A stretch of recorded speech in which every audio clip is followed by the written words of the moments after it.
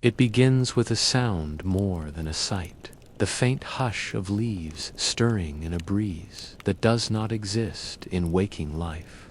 The hush arrives like a secret whispered into the marrow of silence, so soft that to notice it feels like stepping into another breath, another heartbeat that does not belong to this world. It is not wind that moves the leaves, not time that shakes their edges, but something older, something drawn from the spaces where thought pauses. The sound lingers in the stillness, a trembling lullaby made of nothing but absence. Out of that hush, the garden rises. Not suddenly, not as though it were summoned, but slowly, like a breath that has waited lifetimes to be released. Green and silver uncoil across the silence, pathways weaving themselves into patterns that defy the straight lines of waking memory.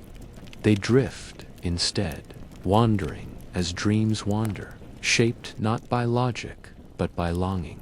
The air hums as though alive, thick with fragrance not of flowers, but of forgotten rains. Storms that broke long ago and left their scent lingering in the bones of the world. The pathways shimmer faintly, bordered by moss that glows with its own breath. The moss feels alive beneath each step, pulsing softly, as if the ground is remembering your weight, cradling you in its silent recognition. Here, the earth does not resist you, it receives you, and with each footfall, the silence deepens, not a silence of emptiness, but one of presence, a silence that hears you as much as you hear. Its flowers rise along the edges, though no name has ever been given to them. Their petals bend toward invisible suns, gathering light that comes not from sky nor flame, but from the air itself, luminous and patient. Some blossoms gleam with colors that shift like memory, violet dissolving into silver, silver folding into dusk. Others seem translucent, thin as breath, as if their shapes exist only in the act of being observed. You reach to touch one, and though your hand never quite meets its form, warmth spreads through your palm as if contact had been made beyond matter. In the realm where thought turns to dream, the heart of the garden holds a fountain. Its stone is worn smooth by centuries that do not exist, as if it has always been here, waiting for you to arrive. Each strand falling with the weight of a raindrop, yet never becoming liquid. They break apart as they fall, vanishing into air before they can touch the basin, dissolving into echoes that shimmer like faint voices. The sound is fragile, each note a syllable, almost remembered, like a name whispered in sleep but never spoken aloud. You close your eyes and hear them, fragments of laughter, the hush of weeping, the faint hum of a lullaby you cannot place. The fountain is not giving water, it is giving memory. Around the fountain, the air quivers as if listening, and with it, the garden too listens. Every step you take is answered, not with noise, but with recognition, as though the space itself has turned its attention toward you. The silence becomes fuller, heavy with its own presence, yet it does not weigh you down. It carries you, enfolds you, the way twilight enfolds the last glimmer of day. You wander deeper, though no decision guides your steps. The path leads because it must, and you follow because there is no other truth here but to drift. Shadows gather at the edges of sight, not threatening but protective, wrapping the garden in veils of stillness. Above, no sky can be seen. There is only a dome of mist, lit from within, shifting as though it breathes in rhythm with your own lungs. Each inhale feels as if the garden inhales with you. Each exhale drifts outward into its roots, its flowers, its endless corridors. And then the farthest edge of vision, there is a gate. It stands alone, framed not by walls or fences, but simply existing, as though the act of separation itself called it forth. Its lattice is not wood nor metal, but shadow, woven with the precision of threads drawn from the body of night itself.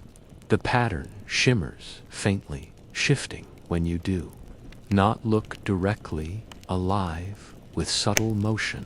Though no breeze passes here, the gate sways as though brushed by unseen fingers, as though it breathes of its own accord.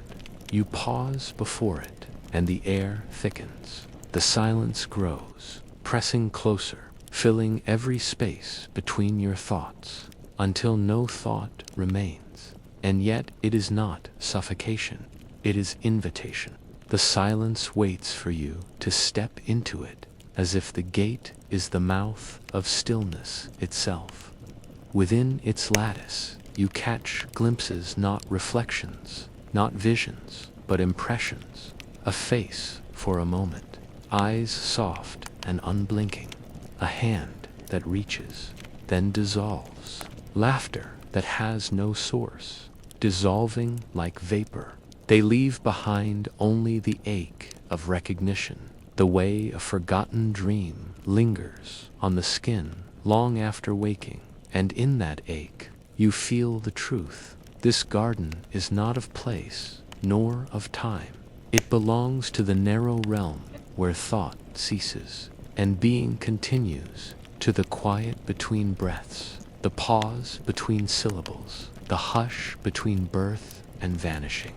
It lives in that fragile interval where all things are both possible and unformed, where silence becomes seed and seed becomes world. The gate sways wider, and you step closer. The garden listens, and in its listening you feel yourself unraveling, not breaking apart, but softening, shedding the hardness of waking thought. You are no longer the one who arrived here, no longer defined by memory or expectation. You are a note dissolving into song, a step dissolving into path. The gate breathes, and so do you. Ahead lies a chamber, woven of nothing but silence, vast and waiting, layered like petals upon petals of stillness. The fountain hums faintly behind you, threads of light still dissolving into air, syllables still rising and fading. The moss glows beneath your steps, the flowers bend toward invisible suns, the air thick with its fragrant hush.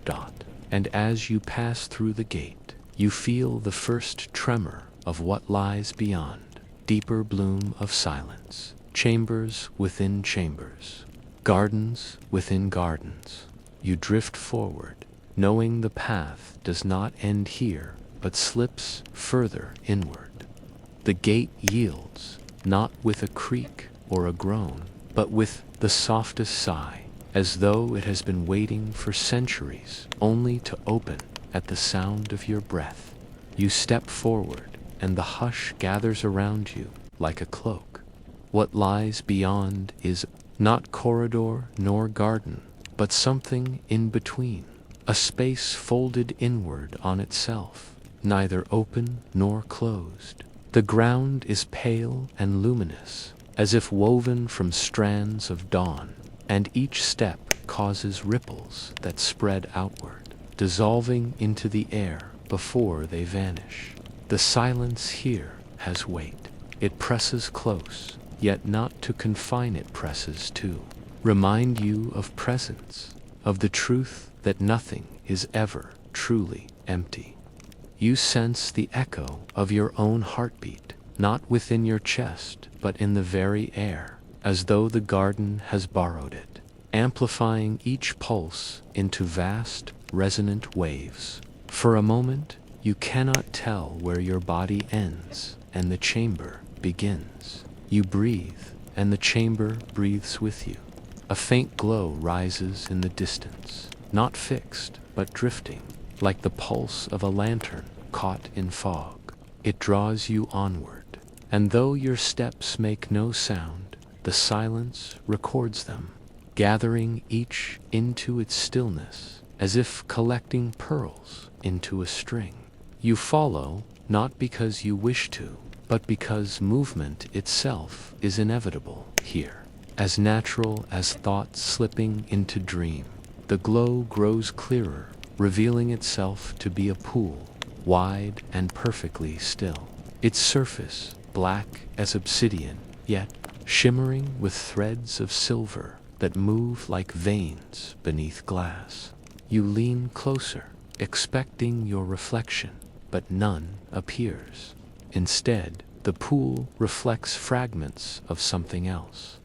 You see doorways suspended in darkness, stairways that vanish into clouds, faces that linger only long enough for you to ache. At their familiarity, you reach out, and the surface trembles, rippling outward in rings that dissolve into faint whispers. The whispers are not voices, you know, but they cling to your skin as though they remember you.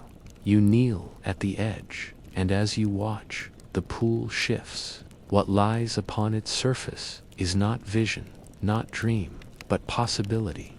You glimpse what might have been words left unsaid, doors you did not open, lives you almost lived.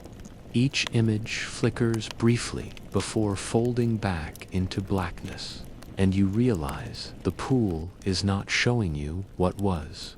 It is showing you what lingers in the silence between choices, all that was carried away by time, yet still exists, faint as afterglow.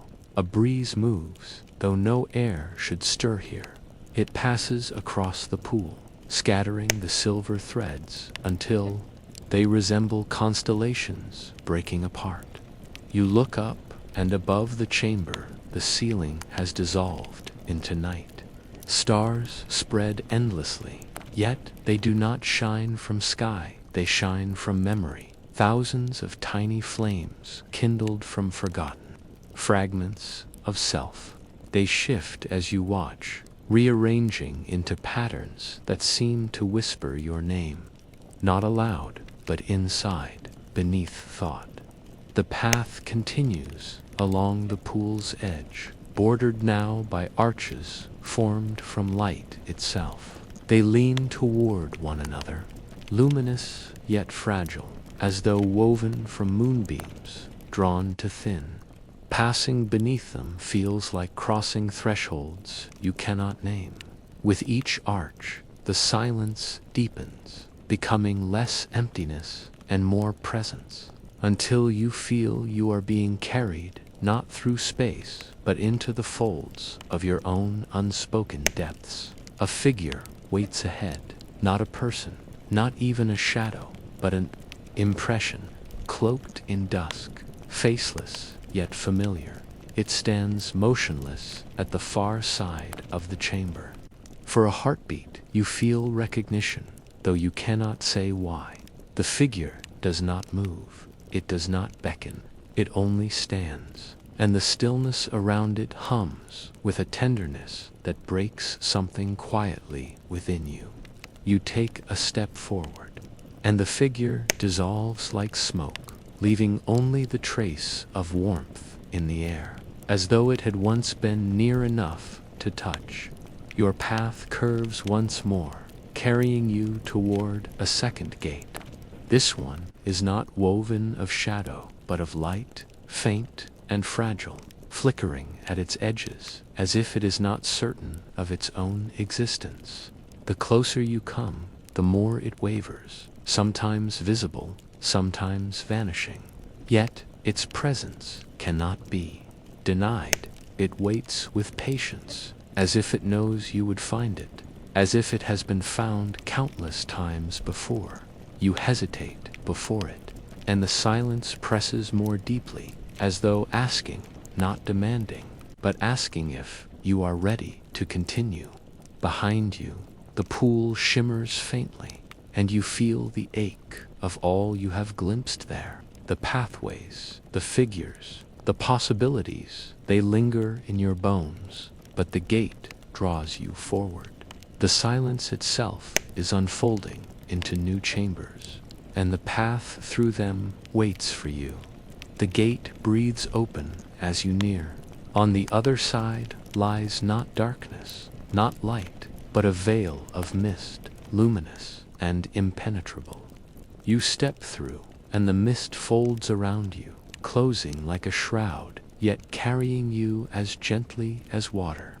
It hums softly, a resonance that seeps into your chest and spreads outward into your veins, until your body feels less like flesh and more like a vessel for the silence itself. The mist clears slowly, revealing a vast corridor lined with lanterns. They float without chains or posts, suspended in the air, glowing faintly. Each flame enclosed in glass, so fragile it looks as though a whisper could shatter it. Yet the flames do not waver. Their light is steady, timeless, burning not as fire, but as memory. You pass between them, each step echoing faintly, though the echoes do not fade. They linger, weaving together, until it feels as though the corridor itself is singing softly of your passing. The corridor stretches endlessly, each lantern leading to the next, and yet you do not tire. Here, movement feels like dreaming effortless, inevitable, carried on currents deeper than will. The silence blooms brighter, its weight pressing close, until you realize it is not pressing at all. It is holding. You are not walking alone through this corridor. You are being carried by the very stillness you once thought empty. At the far end, the corridor opens into another chamber. The light is dimmer here, softer, washed in shades of silver and blue. In its center stands a tree, vast and ancient. Though its trunk is transparent, its branches woven from light.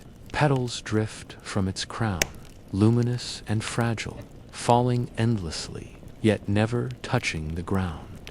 They vanish into air, dissolving into sparks that linger briefly before fading. Beneath its branches rests a single stone bench, carved so delicately, it looks as though it might crumble at the weight of a touch. You approach, and the silence deepens again. The tree hums softly, not with sound, but with presence, as though each of its branches carries the weight of countless forgotten voices. Sitting beneath it feels inevitable. The bench cradles you, and the air thickens with fragrance, not flowers, not rain, but memory itself. 1,000 faces flicker faintly in the glow, not seen, not named, but felt, and in their presence you understand this garden is not only a place, it is the chamber where silence remembers everything thought has ever let slip away. You close your eyes, and the silence blooms within you, vast and tender. And when you open them again, you know the path does not end here. The petals fall, the lanterns hum in the distance, and somewhere beyond sight, another gate waits. The petals continue to fall from the tree of light, vanishing before they ever touch the ground, and yet their absence feels as present as their glow. You sit beneath its branches, and the silence folds around you like a tide, neither pulling you back nor pushing you forward, only holding. For a long moment, you wonder if this is where the path ends, beneath a tree that blooms with fragments of memory, with the hush of forgotten voices trembling in its boughs. But even here, in stillness so profound, there is movement, subtle as breath, faint as the shadow of a dream refusing to let go. The air shifts, not wind, but the suggestion of change, like the weight of clouds before rain. The ground beneath your feet hums faintly, and the bench you sit upon feels warm, as though someone else has just risen from it, leaving their trace behind. You stand, and the glow of the lantern corridor fades from memory, replaced by the vast presence of this chamber alone. The silence has thickened into a veil, and you realize you are not simply listening to it, you are inside it, part of its fabric, woven into its threads. The tree shimmers, its trunk translucent, branches arched. High, a low sound begins to emerge, not music, not voice, but a resonance, like bells tolling from deep beneath the earth. Each tone rises slow and deliberate, echoing long after it should have faded, reverberating through the marrow of the chamber. It is not a summons, not a command, but a reminder. The garden does not hold you here to rest. It calls you deeper, always deeper. You look beyond the tree, and there, parting the veil of silence, you see the outline of another gate. This one is stranger than the rest. It seems to be carved from absence itself, a frame where no material has gathered, an opening marked only by the places light cannot reach. Its lattice is woven not from shadow nor from radiance, but from the spaces between, a geometry of pause and hesitation. You feel yourself drawn toward it, though your steps falter, as though each pace carries the weight of leaving something behind. The petals fall more quickly now, surrounding you as you move, dissolving into sparks that cling faintly to your skin. Each spark is a memory. You realize, not yours alone, but fragments of every silence the world has ever held. Laughter swallowed before it could break into sound. Words left unspoken at the edge of farewell. Prayers whispered in secret and carried away by night. They brush against you like blessings, soft and vanishing, as though assuring you that to walk forward is not to abandon them, but to carry them with you into the chambers beyond. You reach the gate. It does not sway as the others did. It waits, unmoving, still as eternity. The silence gathers here in heavy folds, pressing so close it nearly becomes unbearable. And then, without touch, without sound, the gate parts. The veil of absence opens like a curtain, and beyond it lies a corridor not yet formed. Mist coils in gentle spirals, shifting and rearranging, as if space itself has not yet decided what it will become. You hesitate at the threshold, and for a heartbeat you hear your own name whispered faintly, though no lips shape the sound. It is not a call, but a reminder that even here, in the infinite hush, you are known. You step through. The mist closes around you, soft and endless, wrapping your body in its tender folds. You drift more than walk, carried forward without effort, as though the silence itself has become a river and you have yielded to its current. Shapes flicker briefly in the Fogarch's stairways, doors but they dissolve before you can name them, leaving only the sense that you are being guided towards something vast and unseen. At last, the mist parts, and you find yourself at the beginning of another garden. It is only a suggestion for now, a faint shimmer of trees without trunks, pathways without stone, fountains without water. The silence holds it like a seed, waiting to unfurl. You know that just as this garden blossomed in the hush between thoughts, so too will others bloom, deeper and deeper, in the endless pauses that lie ahead. You stand at the threshold, the tree of light far behind you, the first chamber dissolving into memory. The silence here feels different, heavier with promise, as though the dream is preparing to open new corridors, new veils, new chambers of listening. And as you take your first step forward, you feel the hush gather around you, again not as emptiness, but as a hand guiding you onward into the quiet where all things grow. The path does not end. It drifts forward, endless, into the secret bloom of silence, and somewhere, faint and waiting, another bell stirs. There is a pause between two breaths, so fragile it can barely be held, and within that pause the garden awakens again. It does not awaken as a place returns from slumber, nor as a flower turns toward light, but as silence itself remembers its own shape. The pause lengthens, suspended, trembling between inhale and exhale, and in its trembling a world begins to form. The air thickens first, like a veil drawn over thought. It is neither warm nor cold, yet it clings to the skin with the weight of stillness. Slowly, almost imperceptibly, the ground unfolds beneath your feet, soft and silver, blanketed with leaves that tremble though no wind disturbs them. Each leaf gleams faintly, as though lit from within, their edges catching the glow of some hidden star that does not exist in waking skies.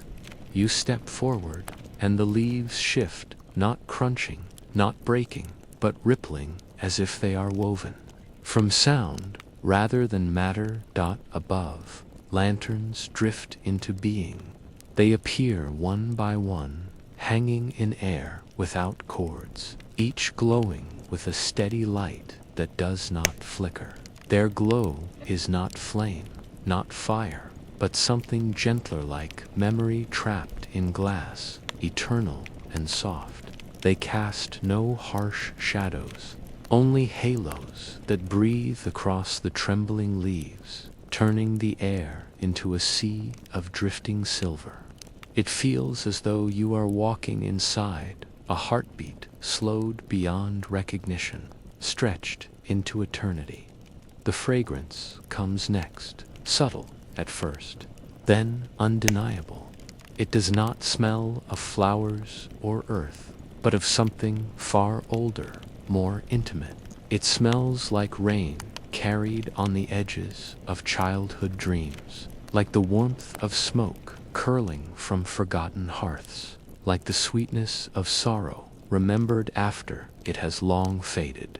Each breath draws the fragrance deeper, weaving it into the marrow of your bones, until you are no longer certain whether the scent belongs to the garden or to you. The path does not stretch in straight lines. It curves gently, folding back upon itself, bending as though led by an unseen hand sketching from memory.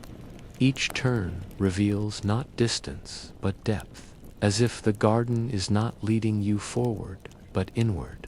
And there, at its heart, lies a mirror-lake. It is vast and still, stretching out into darkness, its edges blurred by fog. The surface does not shimmer with reflection. It refuses to hold the image of your face, your body, or even the lanterns above. Yet the stars it shows are not the ones above you, nor the ones you have ever known. They burn with unfamiliar constellations, patterns that seem to whisper names you cannot recall, as if they belong to a sky that exists only in silence, only in the pause between thoughts. You kneel at the edge, and the stillness deepens. The lake does not ripple, though your presence trembles against its boundary. You lean closer, searching, and though you expect to see yourself, what gazes back is something else. A shadow of who you might have been. A face almost yours, but not a version that lived a life never chosen, a dream never walked. The longer you stare, the more the lake offers fragmented lives, fragile futures, fragile pasts, possibilities unfolding endlessly in the silence of its depth. Each vision stirs like a bird lifting from water, then dissolves into darkness before you can grasp it. The trees that ring the lake lean inward, their branches arching as if to listen. They are tall and skeletal, their bark pale as bone, their crowns heavy with leaves that glow faintly. Their reflections should fall upon the water, but the lake allows none. Instead, the branches bend toward its surface in reverence, as if they too are seeking what lies beyond vision. You hear them shiver faintly, the sound of thousands of leaves trembling in unison, a rustle like voices murmuring prayers. And somewhere beyond, across the silent expanse of the lake, rises an arch. It is narrow, tall, carved from stone so dark, it seems to consume the faint light around it. Symbols are etched across its surface, faintly luminous, curling like vines across the stone. You do not know their meaning, yet as you gaze upon them, your heart aches with recognition, the way a long-forgotten word stirs when it almost finds its way back to the tongue. The arch does not move, it waits. The pause between your breaths lingers longer now. You realize you have not exhaled since the lake appeared, as though the silence itself has stolen your breath and turned it into stillness. When at last you release it, the sound ripples faintly, not across air, but across the lake's black surface.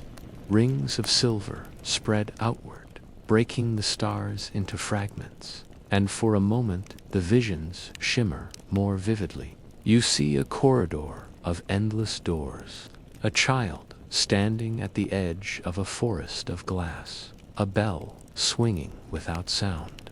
And then the ripples fade, and all is still again. You rise, and the air thickens around you, pressing gently as though urging you onward. Yet no path crosses the lake, no bridge carries you across. Only the arch waits, faint and unwavering, on the far side. The lanterns above dim slightly, their halos retreating, and the garden seems to fold back, leaving you and the lake alone in the weight of silence. And then beneath the surface shimmer, not light but movement, something drifts upward, faint and unformed, until it hovers just below the glass-smooth water. It looks like a hand, pale and faceless, reaching, not to pull, not to grasp, but to offer. You stretch your own hand slowly above the surface. The air quivers, and for a heartbeat you feel warmth brush your fingertips, though no contact is made. The shimmer dissolves instantly, vanishing into the black. The silence blooms larger now, wrapping you completely. You know the garden does not give answers, does not reveal destinations. It offers only invitations, and each invitation is another step into silence, into the dream that grows within the pause. You turn back to the trees, and the leaves whisper again. They whisper not in language, but in rhythm, a sound that feels like the echo of your own blood, carrying you toward the next, unfolding toward the arch that waits in stillness across the lake. The lake holds you still, as if waiting for a decision only silence can make. The arch across the water does not call, it does not beckon, yet its presence is undeniable, carved from the marrow of possibility itself. You take a step closer to the water's edge, and the ground sighs beneath your feet, trembling like a dream disturbed by waking thought. The lanterns above dim further, their halos shrinking until each glow seems no more than a flicker in the vast hush. You expect resistance, some barrier of water or stone, but when you step forward again, the lake does not resist. Your foot descends, not into cold depths, but onto the surface itself. The black mirror ripples faintly beneath your weight, but it holds. It holds as though silence itself has solidified beneath you. With each step, rings of silver spread outward, shattering constellations into fragments that dissolve into the air before reforming behind you. The fragile paws stretched into a path. The air grows thicker with each step, pressing close, clinging to your skin like mist, heavy with memory. The fragrance deepens too, filling your lungs with something sharp and sweet, like the taste of a name you almost remember, like tears shed for something you never lost but never found. Each inhale feels older than the last, as though you are breathing the remnants of countless forgotten lives. The arch rises higher as you approach, looming vast and solemn at the far shore. Its symbols glow faintly, their lines curling and twisting into patterns your mind cannot follow. And yet, with each step nearer, your body recognizes them. They thrum in your bones like a forgotten lullaby, like a prayer whispered once in childhood and never spoken again. The ache in your chest deepens, and you realize it is not sorrow, but recognition. The path dissolves behind you, the silver ripples fading, leaving only the black expanse to whisper faintly in silence. You stand before the arch, and its presence fills every corner of being. The symbols breathe faintly, pulsing in rhythm with your heart, though you cannot tell if your heart is following them. The fragrance of memory fades, replaced by a stillness so pure it carries no scent, no sound, only the density of itself. The arch towers above you, carved from a stone so dark it swallows light. They shift like living veins, flowing with unseen current, mapping patterns across the arch as though responding to your presence. You reach out, hesitant, your hand trembling in the silence. When your fingers brush the stone, it is not stone you touch, but breath, warm and deep, as if the arch itself is alive. The lattice of symbols quivers, and the air folds inward. A sound stirs, a low hum, deeper than hearing, felt in the marrow of your bones. It resonates through you, and the arch begins to open. It does not swing, does not part. You step into it, and the arch dissolves. Behind you, the lake, the lanterns, the trembling leaves all vanish like breath released. You enter a corridor made of silence. Its walls are neither stone nor shadow, but layers of translucent air pressed together, shimmering faintly with veins of silver. They pulse in rhythm, as if the silence itself has become a living body. The ground beneath your feet is soft, yielding, like moss, yet glows faintly with each step, recording your passage in fading traces of light. The corridor bends gently, and as you walk, you hear faint murmurs within its walls. Not voices, not words, but echoes like the sound of thoughts, too fragile to be spoken aloud. They brush against you as you pass, dissolving the moment you notice them. You feel as though you are walking not through a place, but through the folds of your own silence, deeper and deeper into the garden that grows where thought cannot follow. A glow appears at the end of the corridor. It flickers faintly, like a flame hidden behind veils. You move toward it, each step carrying you further into stillness. When you arrive, the corridor opens into a chamber, vast and circular, its ceiling vanishing into mist. In the center rises a structure that is neither altar nor fountain, but something between. It is formed from crystal, tall and faceted, glowing with pale light that bends outward, scattering across the chamber like threads of dawn. You approach, and the glow intensifies, filling your chest with warmth. The crystal hums faintly, not with sound but with vibration, and you realize it is alive. Its facets shimmer with shapes, shadows moving across its surface. You lean closer, and the shapes resolve into visions, fragments of memories not your own. A woman kneeling at the edge of an endless field of moments carried in silence. You reach out, your hand hovering over the crystal. It trembles, and for an instant your reflection appears, yet it is not your face, it is your silence. Your reflection carries none of your features, only the outline of your being, the echo of who you are when thought has fallen away. It gazes back at you with infinite tenderness, and as you hold its gaze, the hum deepens, filling the chamber. The visions vanish, and the crystal's glow shifts. Its facets darken slightly, then open, not physically, but inwardly, like a veil parting. You feel yourself drawn forward, not by force, but by yielding. The silence around you blossoms, unfolding into petals of stillness that envelop you, pulling you deeper into the heart of the chamber.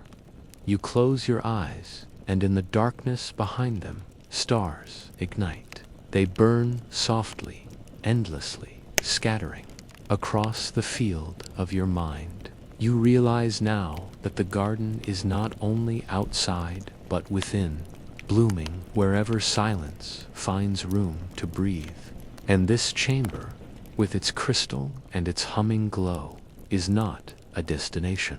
It is another threshold, another pause, leading you onward. The hum rises once more, resonating like the toll of a bell, and in its resonance you feel the presence of yet another gate waiting, unseen, further ahead. The silence is not finished. The garden is still unfurling. The hum of the crystal lingers long after the visions fade, resonating through the chamber like the echo of a bell tolling beneath water. You remain still, listening, though there is no sound to hear only the weight of vibration, the steady pulse of silence stretching outward until it fills every corner of being. It is a silence so deep it feels alive, carrying within it all the fragments of what you have seen, and all the fragments yet to be revealed. You take a step back from the crystal, and its glow softens, as though it has given you what it wished, and now recedes into its endless listening. The chamber shifts in response, the mist at its edges thickening, swirling in gentle spirals that gather at the far side. Slowly, delicately, the mist parts, and the suggestion of another threshold emerges. At first, it is no more than a shimmer, a line drawn faintly against the air. But as you approach, it takes shape, a doorway woven not from stone or shadow, but from the crossing of two streams of light.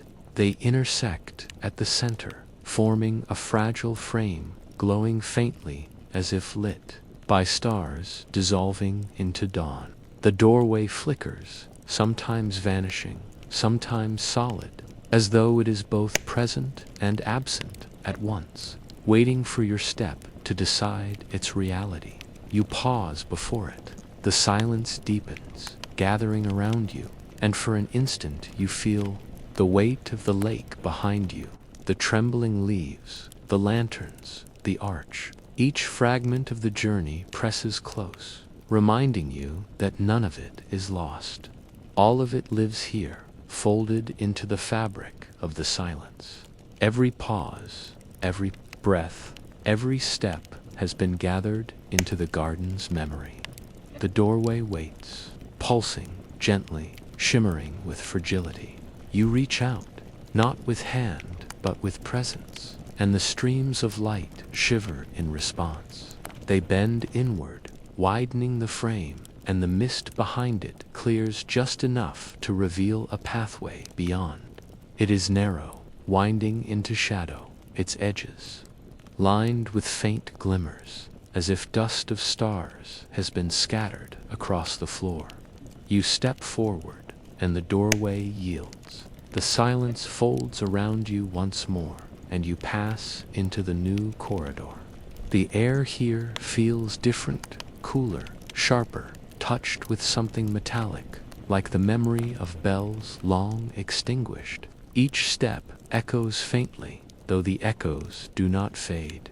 They linger in the air behind you, layering upon one another, until the corridor hums with the sound of your own passage. The glimmers at the edges of the path grow brighter as you walk, forming constellations that shift and rearrange with each breath. They trace patterns across the darkness, constellations not of stars, but of pauses, silences stretched into shapes. You follow them, though you cannot say where they lead, only that they are guiding you deeper into the folds of stillness. At last, the corridor widens into another clearing. Here, the ground is covered, not with leaves, not with stone, but with glass, smooth, flawless, stretching endlessly. It reflects nothing, not your form, not the faint glimmers above, but only darkness. Yet, as you step onto it, the surface hums beneath your feet, resonating like strings of an unseen instrument. Each step you take becomes a note, weaving music that drifts into the silence. Fragile, ephemeral, yet profoundly alive. The music builds as you walk further, each note joining the last, until the clearing itself is filled with the song of your passage. It is not melody, not harmony, but something deeper, unfolding of presence, the sound of silence, remembering itself. The glass beneath your feet glows faintly now, lines of silver spreading outward with each step, sketching patterns that dissolve into mist. At the far end of the clearing, another gate waits. This one is veiled, cloaked in threads of fog that drift downward like curtains. Through them, you can see only faint light, pulsing softly, patient, eternal. The gate sways slightly, though no wind moves it, and the threads of fog ripple like veils stirred by invisible hands. You pause before it, and the silence blooms again, filling every corner of your chest. It does not demand that you move forward. It does not urge you back. It simply holds you here, in the fragile pause between breaths, where the garden grows strongest. The notes of your footsteps fade slowly into stillness. The glow of the glass beneath you dissolves, leaving only silence once more. The gate waits, its veils trembling faintly, as though it too is alive, breathing in rhythm with your presence. You realize then that each gate, each chamber, each unfolding has not been leading you away from anything, but deeper into the heart of silence itself.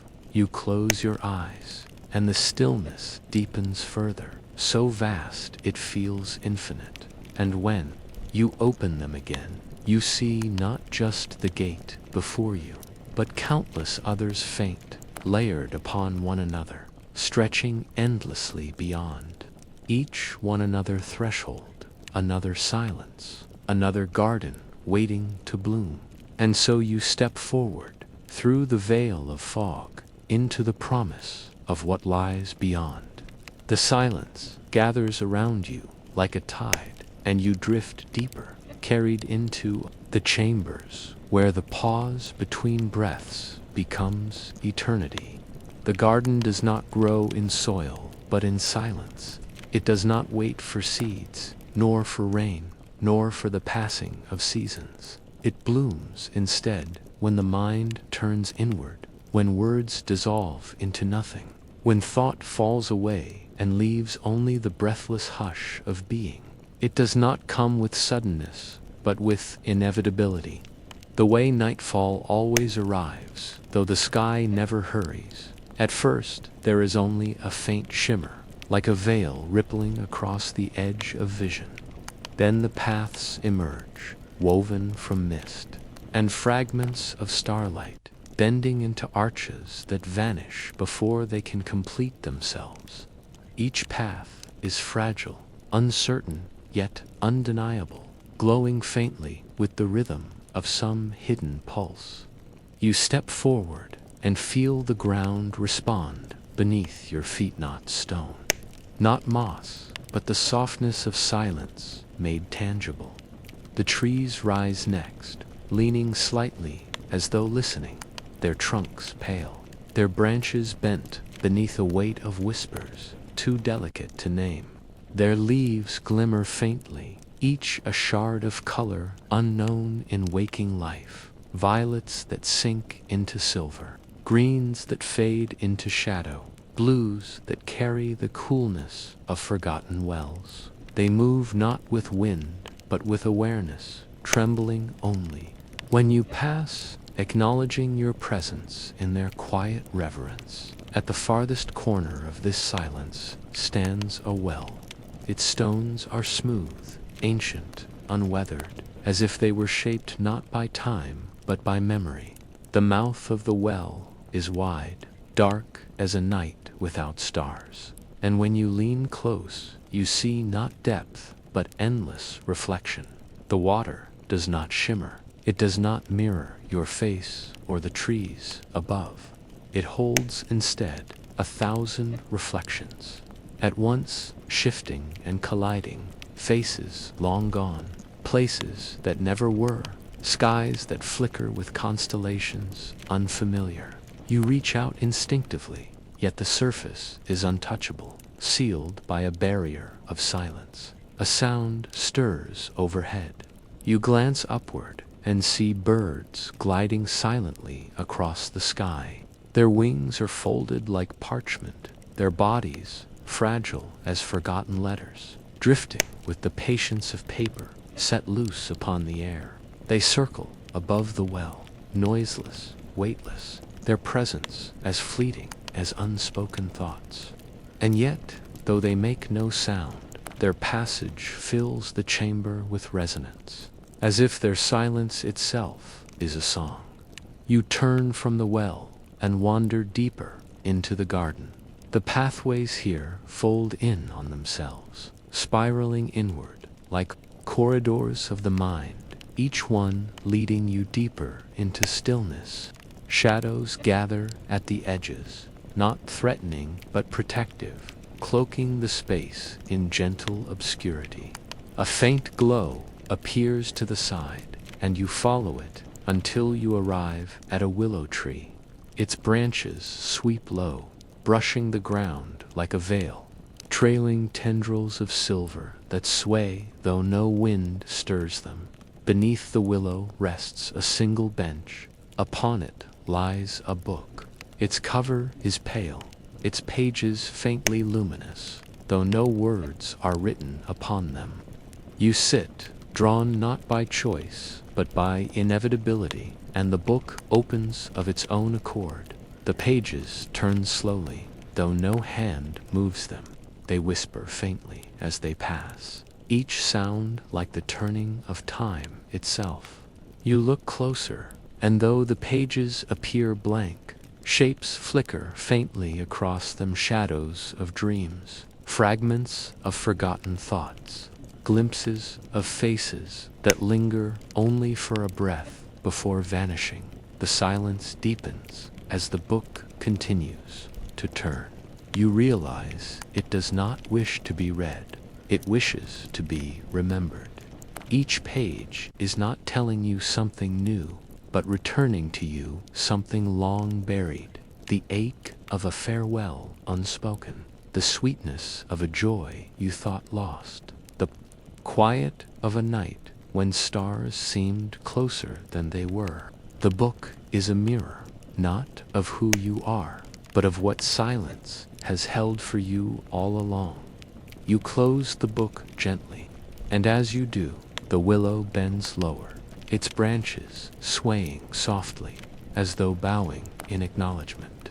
The bench beneath you hums faintly, carrying the vibration of the silence upward into your body. For a moment, you feel weightless, as if you are dissolving into the pages themselves, becoming one with the fragments they contain. Then you rise, and the path carries you onward once more. The garden does not release you, nor does it confine you. It flows with you, folding and unfolding in rhythm with your breath. Ahead, you see a passage of mist, shadowy and bright all at once, weaving itself into an arch. The arch does not stand still. It shifts, sometimes appearing solid, sometimes dissolving into nothing, as though it belongs equally to presence and absence. You pause before it, and the silence gathers, heavy, waiting. The birds have vanished. The willow fades into distance. The book lies closed upon its bench. Only the arch remains, luminous in its uncertainty. You step closer, and as you do, the hum of the garden rises, vibrating faintly beneath your skin. It is not a warning. It is not a command. It is an invitation, soft and inevitable, urging you into the deeper chambers of stillness where the garden continues to grow. And so you step through, and the silence blooms again, vast and infinite, unfolding like a dream that has no end. The arch dissolves around you as you pass, its mist folding into your skin until you are clothed in its breath. On the other side, the garden reveals itself anew, not as continuation, but as transformation. The silence here is denser, almost tangible, as though each particle of air has been woven from memory. It does not press, it does not smother, it waits. The ground glows faintly beneath your steps, soft as woven cloth, cool as moonlight on water. The paths stretch outward, yet they do not lead straight ahead. They curve and fold, spiraling gently into labyrinths that never close, never end. Each turn feels like a choice, yet whichever way you move, the garden flows with you, adjusting, shaping itself to your presence. You are not walking into the garden. The garden is unfolding into you. Above, the sky has vanished. In its place, a ceiling of mist shimmers faintly, with veins of light shifting like auroras trapped in the breath of silence. Colors drift slowly across its violets, dissolving into blue, silver deepening into pale gold. Yet none of them are constant. They change with the rhythm of your breath, as if your inhaling and exhaling are painting the atmosphere itself. At the edge of vision stands a structure, not a tree, not a stone, not a fountain, but something between all three. You draw closer, and it clarifies, a tower of roots rising from the ground, twisted and knotted into spires that reach upward until they vanish into the mist above. The roots glow faintly, as though fed not by soil but by silence itself. Base, pools of still water have gathered, each one perfectly circular, each one trembling with a shimmer that is not reflection but memory. You lean closer to one of the pools, a hand reaching for yours in the dark. The glimmer of a lantern in an alley that does not exist. The warmth of a lullaby fading into night. Each image drifts like smoke across the surface, fragile as breath, dissolving the moment you attempt to hold it. Yet the ache of them remains, as though silence itself has remembered for you what you had allowed to vanish. You wander among the pools, and each one shows you something different. Lives, other silences, other selves. Some feel achingly familiar, as if they once belonged to you. Others are strange, distant, like borrowed fragments from another soul's dream. And in this mingling of memory, you realize the garden is not yours alone. It is the silence of all things, the reservoir of everything unspoken, everything lost, everything yet to be. From the tower of roots, a low hum begins. It vibrates faintly, resonating through the pools until their surfaces ripple outward in unison. The sound is deeper than hearing, steady and patient, like the heartbeat of the silence itself. You feel it within your bones, carrying you deeper, loosening the last threads of waking thought. The pools shimmer brighter, and for a moment you see not fragments, but doorways, arches of light hidden within their depths, each leading to corridors of stillness you have not yet walked. The hum grows stronger, and the tower begins to sway. Its roots twist slowly, as if alive, bending toward you. Though its motion is vast, it carries no menace. It bends with reverence, lowering itself so that one of its glowing tendrils arches above your head. The silence thickens around you, and the tendril releases a single drop of light. It falls slowly, suspended, until it touches your forehead.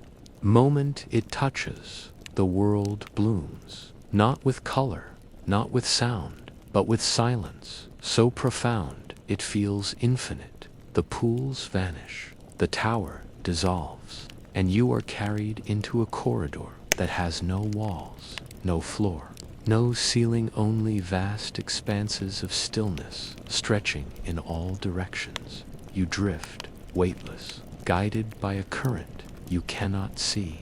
Shapes shimmer faintly in the distance, stairways that lead nowhere, doors suspended in air, bridges arcing over nothing. They are fragments of dream logic, unanchored yet undeniable.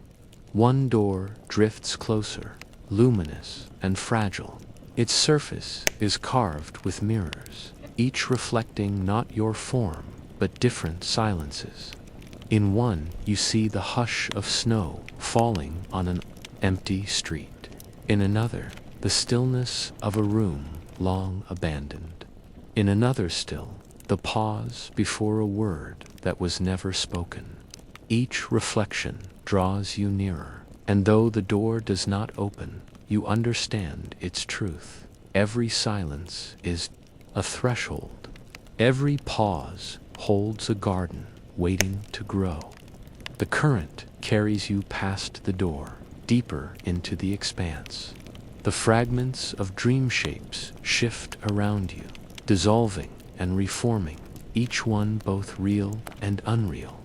You pass beneath a stairway that curves endlessly upward into mist, its steps glowing faintly with starlight. You drift through an arch woven entirely from breath, each exhale forming its lattice before dissolving into nothing. The silence is not absence. It is always unfolding, always blooming in forms beyond comprehension. At last, the current slows, and you find yourself standing once more upon ground. It is soft, luminous, silver as moonlit sand. Ahead rises a single figure, faceless, cloaked in shadow, yet radiant with a tenderness that draws you closer. It does not move, it does not speak, but its presence is immense. as if it is listening to you in ways no one else ever has. You step forward, and the figure dissolves like smoke. Reminder that nothing truly disappears within the garden. Every silence, every presence, every memory lingers, folded into the bloom of stillness. The path curves again, and at its end stands another gate. This one is woven not from shadow, not from light, but from silence itself, a lattice of pauses and breaths suspended in air. It does not sway, it does not shimmer. The garden hums again, soft and endless, carrying you forward into chambers still unseen, silences still waiting to grow. The gate before you is woven from silence itself. It does not shimmer like shadow, nor glow like light. It simply exists, patient as eternity, formed from the pauses between breaths. Each strand of its lattice vibrates faintly, not with sound, but with the memory of sound, as though every hush that has ever lingered in the world has been gathered here, woven into its frame. You stand before it, and the stillness thickens. It is not heavy, not oppressive, but infinite, a depth that stretches, both inward and outward, folding time until past and future vanish. You feel yourself dissolving at its edge, not fading, but softening, as though you are being returned to the form you held before thought first shaped you. You raise a hand, but the gate does not open to touch. It opens to surrender the moment. You allow yourself to yield. The lattice breathes, partying gently, the threads of silence unraveling like mist in dawn's light. You step through, and the hush gathers around you again, enfolding you as tenderly as water. On the other side lies another expanse, softer, stranger. The ground is translucent, glowing faintly as though lit from within. Each step you take leaves behind a fading imprint, a trail of silver light that lingers only for a heartbeat before vanishing. Above, there is no sky, only drifting veils of cloud-like shadow, shifting and dissolving in rhythms too slow to follow. At the center of this expanse rises a single object, a bell. It is vast, suspended from no beam, tethered to no tower, hanging in the air as though supported by the silence itself. Veins of light running through the metal, as if it carries within it the heartbeat of the garden. You approach, and the silence deepens. The bell does not ring, yet it exists only in the pause before ringing, in the breath drawn before release. Not with vibration, but with possibility. Your chest aches with the awareness that if the bell ever rang, the sound would not end. It would ripple outward, filling every silence, breaking every boundary, carrying every memory into one endless tone. But it does not ring, it waits, and in its waiting, it teaches you that silence itself is not. Absence it is promise. You move on, circling the bell, until another path emerges, faint and fragile, leading outward into mist. The ground shifts beneath you, narrowing into a bridge of light that stretches across nothingness. It sways gently, as though suspended over an unseen current, but it holds, glowing faintly beneath your steps. Below, there is no depth, no darkness. It leans slightly, as though weary, yet its presence is tender, welcoming. The silence thickens. Once more, gathering around you in folds of warmth.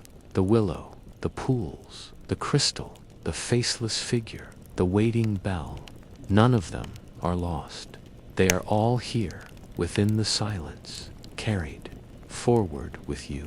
The arch breathes, opening with the ease of a sigh. Beyond, it lies another chamber, veiled in fog, shifting faintly with light yet unseen. You step toward it, and the garden hums softly, tenderly, as though blessing your passage. For a moment, you glance back. The bridge glows faintly behind you, the bell still suspended in its eternal hush, patient as ever. Then the mist folds around you, and all that remains is silence. The silence is not empty. It is waiting, waiting for the next threshold, the next breath, the next pause in which the garden will bloom again.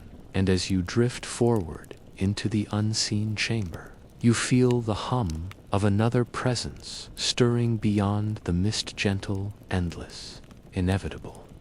The silence deepens, and you follow it. It begins as a whisper at the edges of perception, a tremor so faint you cannot tell if it is sound or thought. It lingers like the aftertaste of a memory, the echo of a dream already retreating as you try to hold it. The air stirs faintly, though no wind moves, and within that subtle trembling, the garden begins again. The whisper grows into a shimmer. Vines unfurl where there had been nothing, curling upward across invisible walls, weaving arches into the air as though they have always belonged there. They breathe with their own rhythm, expanding and contracting like lungs hidden beneath the skin of night. Blossoms erupt across them in silence, their colors muted and radiant all at once. Violets steeped in dusk, silver washed with shadows, deep blues that swallow every trace of light. Their glow is not sharp, but pulsing, alive with rhythm, as though each bloom carries within it the slow heartbeat of eternity. You pause to touch one, and though your fingers meet only air, warmth spreads through your hand, a warmth that feels like recognition.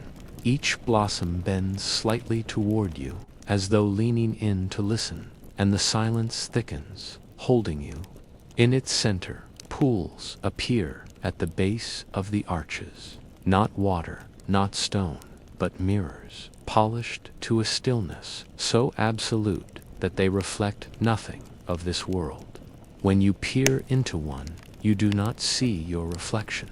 You see instead shadows of what might have been, a street you almost walked but never did, a door you nearly opened before turning away, a voice calling your name from a distance you never reached. The pools do not accuse, do not mourn, they simply reveal. You move to another, and another vision arises, a house bathed in evening light, though you cannot recall ever living there. A figure whose hand reaches for yours, yet whose face dissolves before you can see it. A silence filled with laughter that does not belong to any memory you know, but still presses against your chest with aching familiarity. Each pool shows fragments of possibility, the delicate shadows of paths untaken, dreams left unopened. You kneel beside one of them, and the air hums faintly. It is not a sound, but a vibration passing through your bones, echoing in your ribs. The pool shimmers, its surface trembling, and you see yourself standing within the reflection, not as you are, but as someone who has wandered further than you yet, a figure clothed in shadow, walking through corridors you have not yet reached, carrying silence like a lantern. The vision fades quickly, but the ache it leaves behind is enough to carry you forward. A bell tolls faintly. The sound is distant, almost imagined, yet its resonance spreads through the chamber like ripples across unseen water. You turn, searching, but no tower rises, no rope swings. The sound has no source. It simply is vibrating within the silence, binding every vine, every pool, every blossom together in its echo. For a moment, it feels as though the garden itself has exhaled, and every part of it breathes with you. The pathways narrow, carrying you deeper. They wind between arches, heavy with blossoms, beneath canopies woven from vines that whisper as they sway. Each step leads you into silence more profound, and yet within that silence is fullness, as though every unspoken word, every lingering pause has gathered here, waiting. You come upon a doorway framed not by stone or wood, but by dusk itself. Twilight has been gathered, condensed into beams, forming an arch that glows faintly, as though holding the last light of the day that never was. Its edges shimmer, unstable yet steady, fading in and out of existence, like breath caught between inhale and exhale. You pause before it, and the silence bends around you, folding inward, pressing close. It does not ask, it does not urge, it simply waits. You place your hand near its frame, and warmth spreads through your chest, an ache deep and old, the ache of surrender. For a long moment, you stand there, neither stepping forward nor retreating, simply existing within the threshold's quiet. Then, softly, inevitably, you pass through. The air on the other side is thick, heavy with stillness. The ground beneath your feet trembles faintly, as though alive, carrying the weight of something vast. Shadows swirl at the edges of vision, weaving themselves into shapes not yet decided. They form corridors for a moment, then dissolve into fog. They rise as figures, then scatter into dust. The chamber is not fixed. It is becoming, shaping itself around your breath, your silence, your being. You walk slowly, and with each step, the shapes grow steadier. A series of arches emerges, fading in and out of solidity, guiding you forward. Between them hang veils of mist, translucent, shimmering faintly with light trapped inside. When you brush against one, it dissolves instantly, scattering into silver, dust that clings to your skin, glowing briefly before fading. Each veil feels like a forgotten moment, delicate and transient, gone before you can hold it. You pass beneath another arch, and the mist clears enough to reveal statues standing in the distance. They are cloaked in shadow, their faces hidden, their forms motionless. At first, they seem carved of stone, but as you draw closer, you realize they are not solid. They flicker faintly, their outlines trembling, as though they exist only in memory. Each one holds a gesture, some in farewell, some in offering, some in longing, but none move, none speak. They are fragments of presence, caught forever in the stillness of possibility. The silence deepens as you stand among them.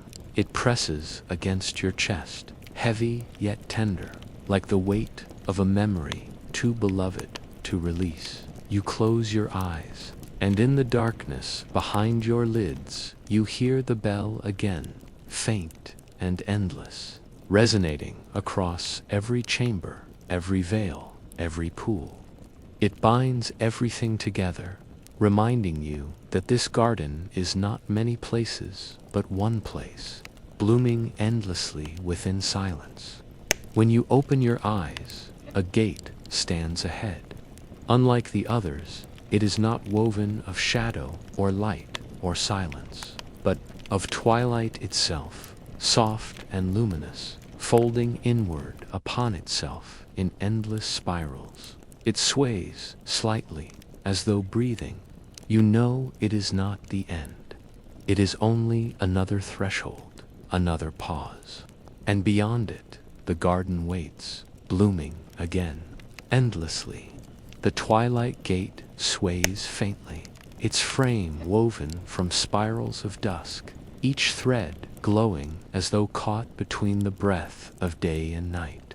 You step closer, and the air grows thick, folding around you in layers of quiet. The silence hums, faintly, not as emptiness, but as the weight of something waiting to be remembered. The gate breathes once, a slow inhale of stillness, and then opens with the softness of a sigh. You step through. On the other side, the garden has changed again. The air is deeper here, heavier, carrying the fragrance of something neither flower nor earth, but memory itself.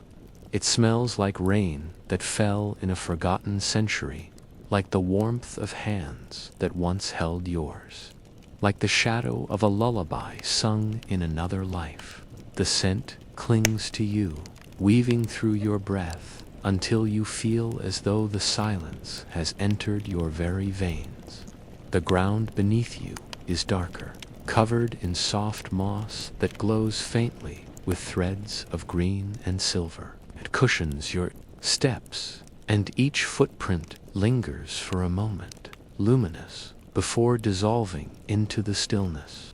The paths curve inward, folding into spirals that circle toward a center you cannot yet see.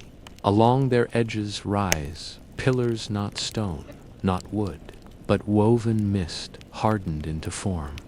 Each pillar carries carvings that shimmer faintly, shapes shifting with every glance. Sometimes they appear as letters you almost understand, sometimes as symbols too intricate for the eye, sometimes as faces fading before recognition. You pause before one and press your palm against its surface. The mist bends, rippling like water, and in its depth you glimpse a moment not your own, a figure kneeling in prayer, their lips moving without sound, a child sleeping beneath branches of a tree that no longer exists, a river glimmering under stars unknown. Each vision trembles, then dissolves, leaving only silence. You withdraw your hand, and the pillar fades back into mist, its carvings shifting once more into indecipherable patterns. You walk on, and the spiral carries you deeper. The silence here grows thicker, almost tangible, as if you are breathing, a substance heavier than air. Each inhale fills you with stillness. Each exhale scatters it back into the chamber. With every breath, the garden reshapes itself until you realize it is not built of matter at all. It is built of your own pauses, your own hushed moments stretched outward into space. At the heart of the spiral lies a circle of stone.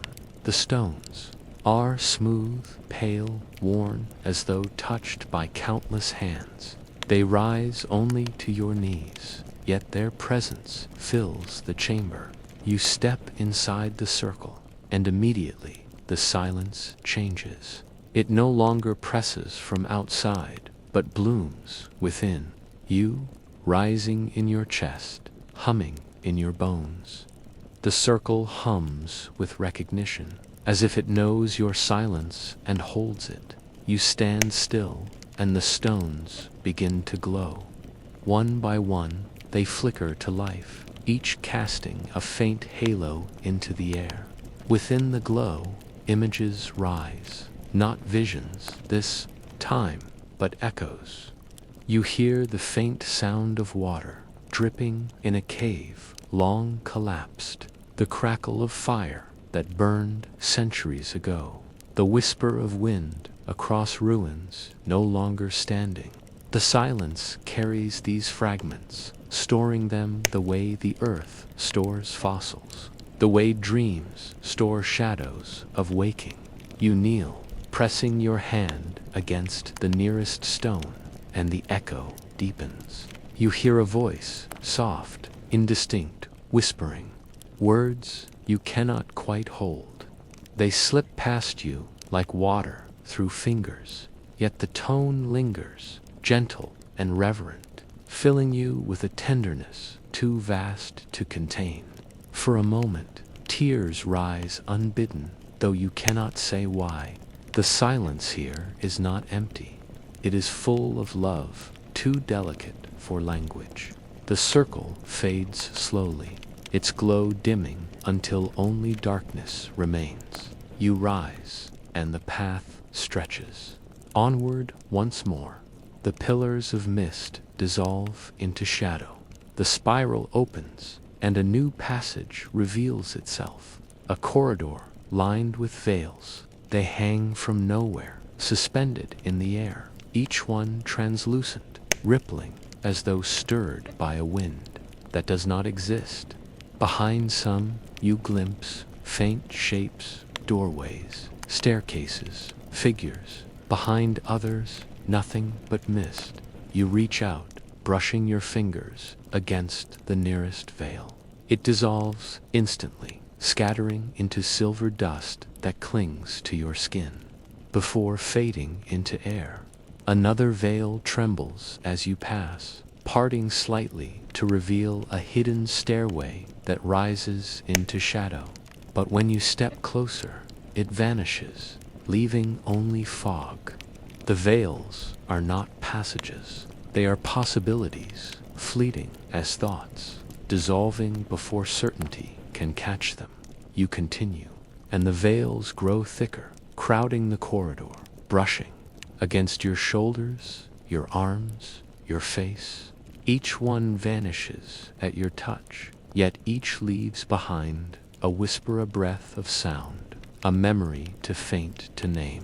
By the time you reach the end, your skin glows faintly with the dust of countless dissolving veils, as though you carry their whispers within you now. The corridor opens into a vast chamber. At its center stands a single figure, cloaked, faceless, motionless.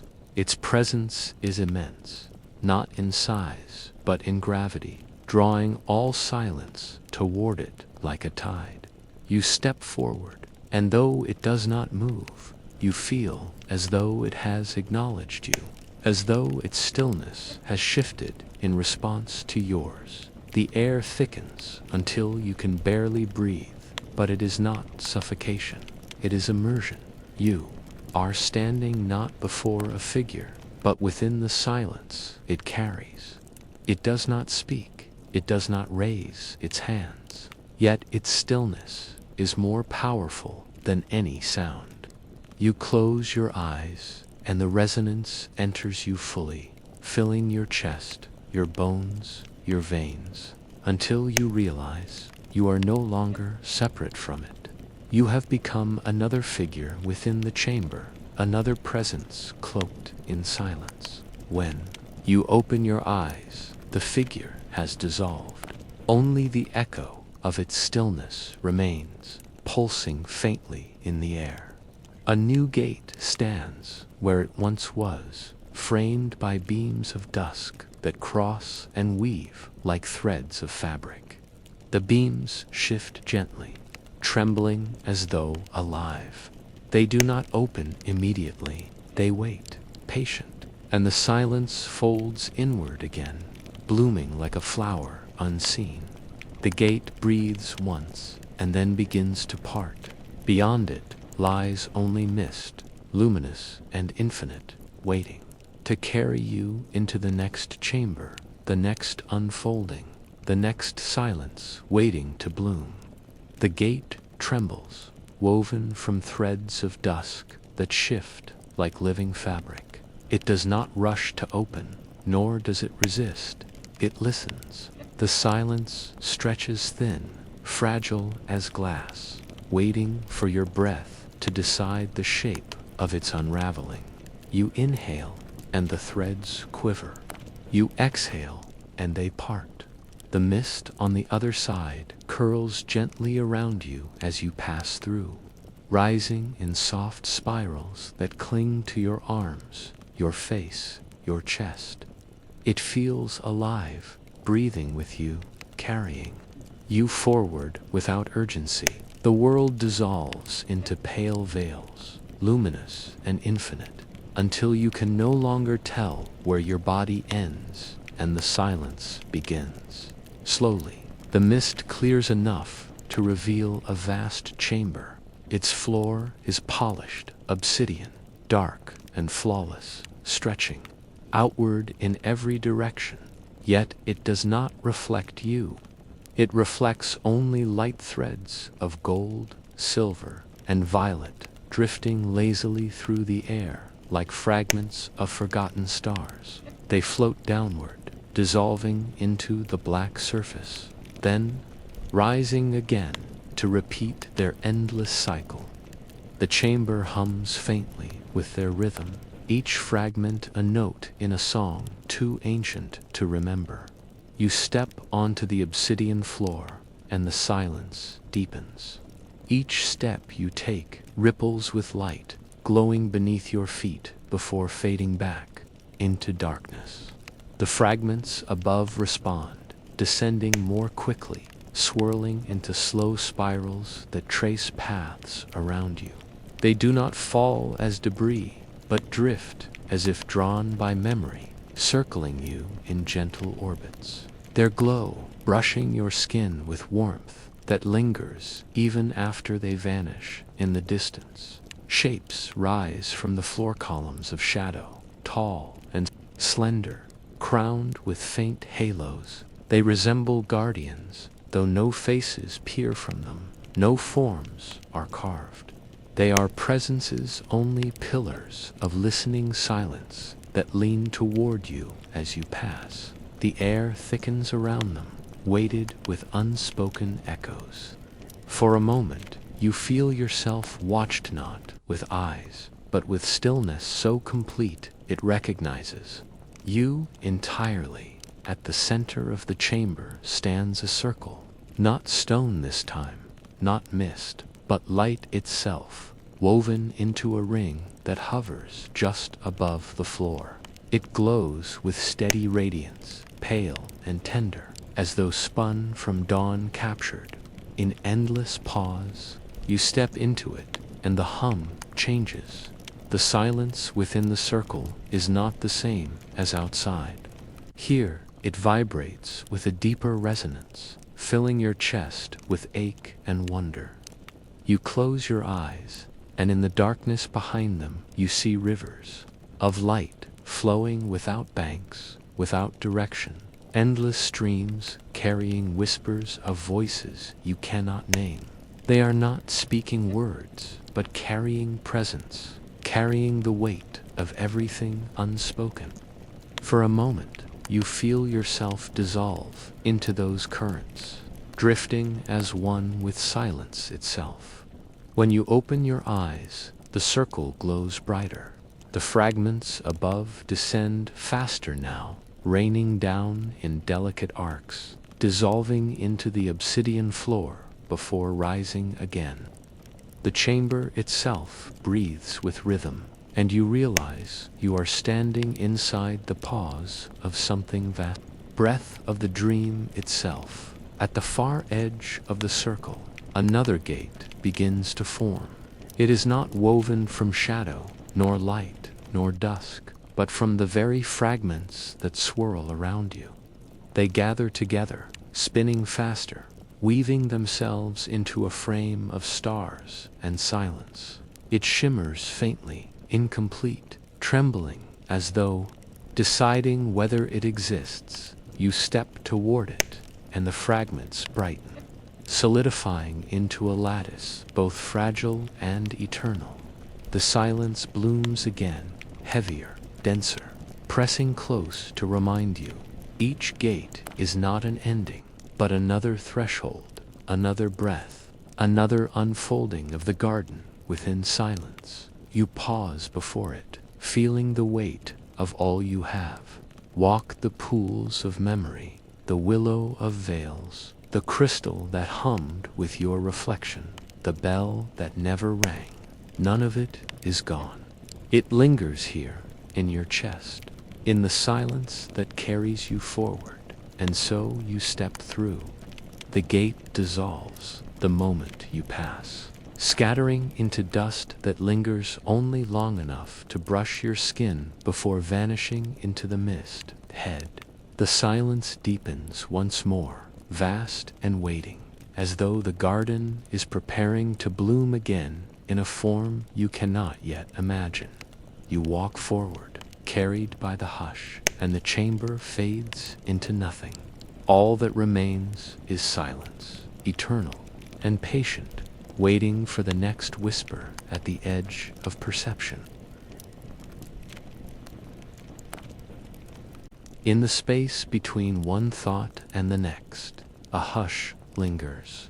It does not arrive with sound, nor with movement, but with stillness so delicate it almost slips past unnoticed. Within that hush, something stirs not, sudden, not loud, but inevitable, like dawn softening the edges of night. And in that stirring, the garden opens its eyes. The air folds in on itself first, collapsing into silence, so full it feels alive. The ground breathes into being beneath your feet, covered in moss that glows faintly with veins of pale green and silver. It pulses softly, as though remembering your steps before you take them. The hush is not empty. It hums, resonating within your chest like a note too deep to hear, yet too vast to ignore. The pathways rise slowly from the silence, drifting into shapes not bound to straight lines or circles. They spiral gently, curving as though guided by a memory that has never been spoken aloud. Along their borders shimmer flowers, but not flowers as the waking world knows them. Their petals drift upward rather than downward, glowing faintly, dissolving into sparks before they vanish into air. Some bend toward unseen suns, their translucent bodies trembling with a light that seems to come from within. Others open and close with the rhythm of something tidal, as though breathing in time with the silence itself. You walk carefully, though the garden carries you more than you carry yourself. Shadows gather at the edges of vision, not heavy, not dark, but protective. They ripple softly, like curtains shifting in a room where no wind passes, veiling what lies beyond until the moment it is ready to be seen. The hush presses close, guiding, shaping, never speaking, but always listening. In the center of the garden stands a clearing, and within that clearing a figure of stone. It is faceless, cloaked in the suggestion of arms raised, not in command, but in offering. The stone glows faintly with veins of light running through its body, fragile and trembling as though alive. Around it drift petals that never land, circling endlessly in a current of air that does not move. You step closer, and the silence thickens, pressing against your skin until it feels like another presence. Unseen but undeniable, the figure does not move, yet its stillness feels more profound than action. You stare at its facelessness and feel yourself reflected there, your own silences mirrored, your own unspoken words gathered into its form. For a moment you wonder if it is not a statue at all, but a silence given shape, a pause carved into stone. Beneath its feet the ground hums. Faintly, a circle of moss glows brighter there, radiant as though marking a threshold. You step inside, and instantly the air shifts. The petals drift faster, the light veins in the statue brighten, and the hush folds inward, gathering so tightly you feel it pulsing through your veins. Then, without movement, without sound, the statue dissolves.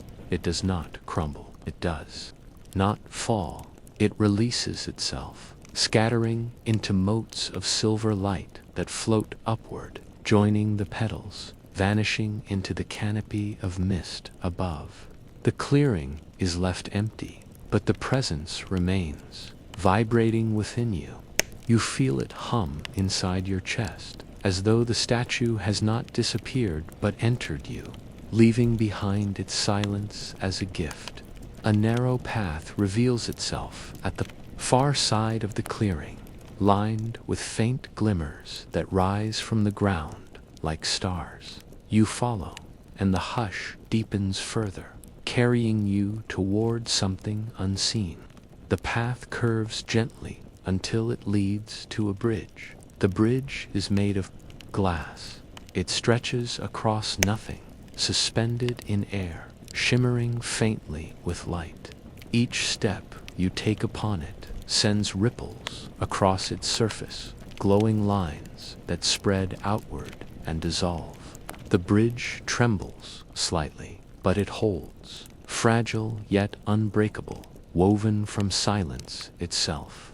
Beneath it lies no depth, no ground, only vastness, as though you are walking across the pause between breaths.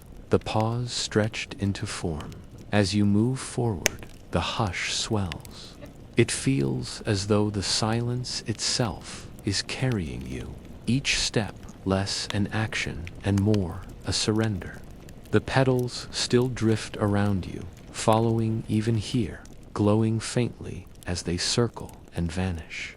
Ahead, you see the far end of the bridge, dissolve into mist, a veil waiting to carry you into the next chamber. You pause at the center of the bridge. The silence here is different, sharper, brighter, filled with resonance that hums against your bones. You close your eyes, and in the darkness you see corridors of light unfolding, endless and intricate. They stretch beyond vision, beyond thought, weaving patterns so vast you can only surrender to their presence. You open your eyes, and the vision fades, but the ache it leaves behind carries you onward. The far end of the bridge draws nearer. The mist parts slowly, and you step through. The hush follows, pressing close, guiding you deeper into the chambers where silence blooms again. The mist enfolds you as you step from the glass bridge, its folds wrapping around your shoulders, your chest, your very breath. It carries the weight of water without its wetness, the weight of night without its darkness. You drift forward, slowly, guided not by sight, but by the hush, pressing close, filling the air like a hand that steadies without touch. Gradually, the mist thins, and a new chamber emerges. The ground here is not moss, not stone, but a field of glowing threads. They stretch outward like woven fabric, shimmering faintly beneath your feet. Each step you take sends a ripple through them, a vibration that travels outward until it vanishes into the distance. The hush deepens with each ripple, as though the threads are carrying your presence into the silence itself, recording it, remembering it. Above the ceiling is vast and unseen. Instead, there hangs an endless constellation of lanterns, each suspended, without chain or cord. Their light is dim, steady, patient. They do not flicker, nor do they waver. They simply glow, holding their silence as tenderly as the stars hold the night. The lanterns drift gently, not with wind, but with breath, as though they inhale and exhale with the rhythm of the hush. You move forward slowly, feeling the threads pulse beneath you. The silence here feels almost musical, though no sound stirs. It vibrates, resonant, as though every step is a note in a song too ancient for words. The lanterns above respond, shifting slightly in their orbits, aligning with your path, forming patterns as you walk. For a moment you recognize a shape, a river, a door, a face, but Then the pattern changes, dissolving into something else. As if the garden does not wish to be held in certainty. At the center of this chamber rises a fountain. Its form is delicate, crystalline, carved not from stone, but from air hardened into shape. From its crown falls not water, but threads of light, cascading downward in streams that dissolve before touching the basin. Each drop shimmers with memory, echoing with whispers too faint to grasp. You step closer, and the air hums against your skin, carrying the presence of voices never spoken, pauses never filled. You extend a hand toward the falling threads, and warmth spreads instantly across your palm. It feels like contact, though no substance touches you. Instead, the silence itself brushes your skin, tender as breath, reminding you that touch is not always of matter, it can be of memory. For a moment, your chest tightens, as though you have been reunited with something you never knew you lost. The fountain hums louder now, though the sound remains unspoken. The threads of light sway slightly, weaving together, forming brief shapes as they fall, arches, doors, veils, stairways, dissolving before you can step toward it. The hush expands with each shift, filling you, pressing you further into surrender. You realize then that the fountain is not giving visions. It is giving possibilities, reminding you that silence contains not one path, but infinite. You linger, then step back, and the threads fall more gently, fading until they become no more than a faint shimmer. The hush remains, pressing steady against your skin, guiding you onward. The paths of glowing threads resume, leading you out of the chamber. They narrow as you walk, folding into spirals, curving gently until you arrive at another threshold. This time, the gate is formed not from shadow or light, but from mirrors. Tall, thin, endless mirrors rise in pairs, facing one another, their surfaces black at first. As you draw closer, they awaken, glowing faintly, revealing reflections. But the reflections are not yours alone. Each mirror shows you standing differently. In one, you carry a lantern of silence, its flame pale and unwavering. In another, you walk upon a path of stars, your body translucent, veined with light. In another still, you are faceless, cloaked entirely, your form little more than outline. Each reflection stares back, not with eyes, but with presence, pressing gently against your chest with recognition. You pass between them slowly, and the mirrors hum faintly. They do not accuse, nor do they praise. They simply reflect what silence has carried, what it has imagined of you in its infinite patience. You reach the final pair, and for a moment the reflection pauses.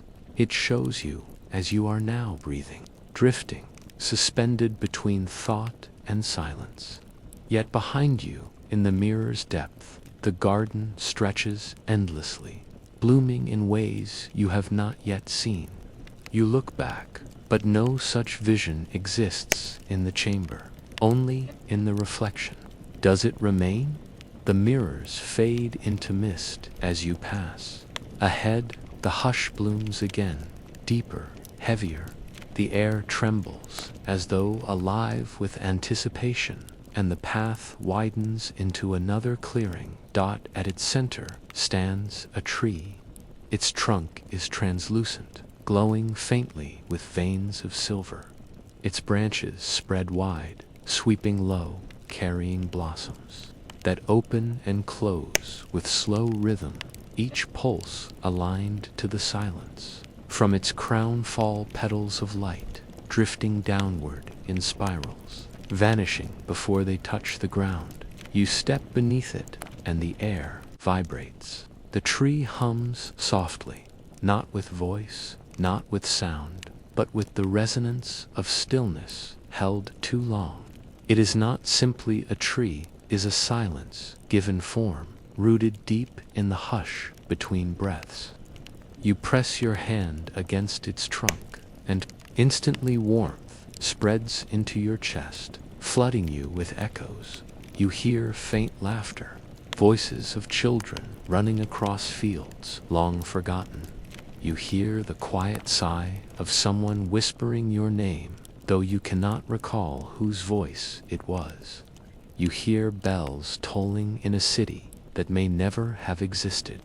Each echo passes through you, soft and fleeting, dissolving into stillness. Yet, each leaves its trace, delicate and unshakable, woven into your marrow.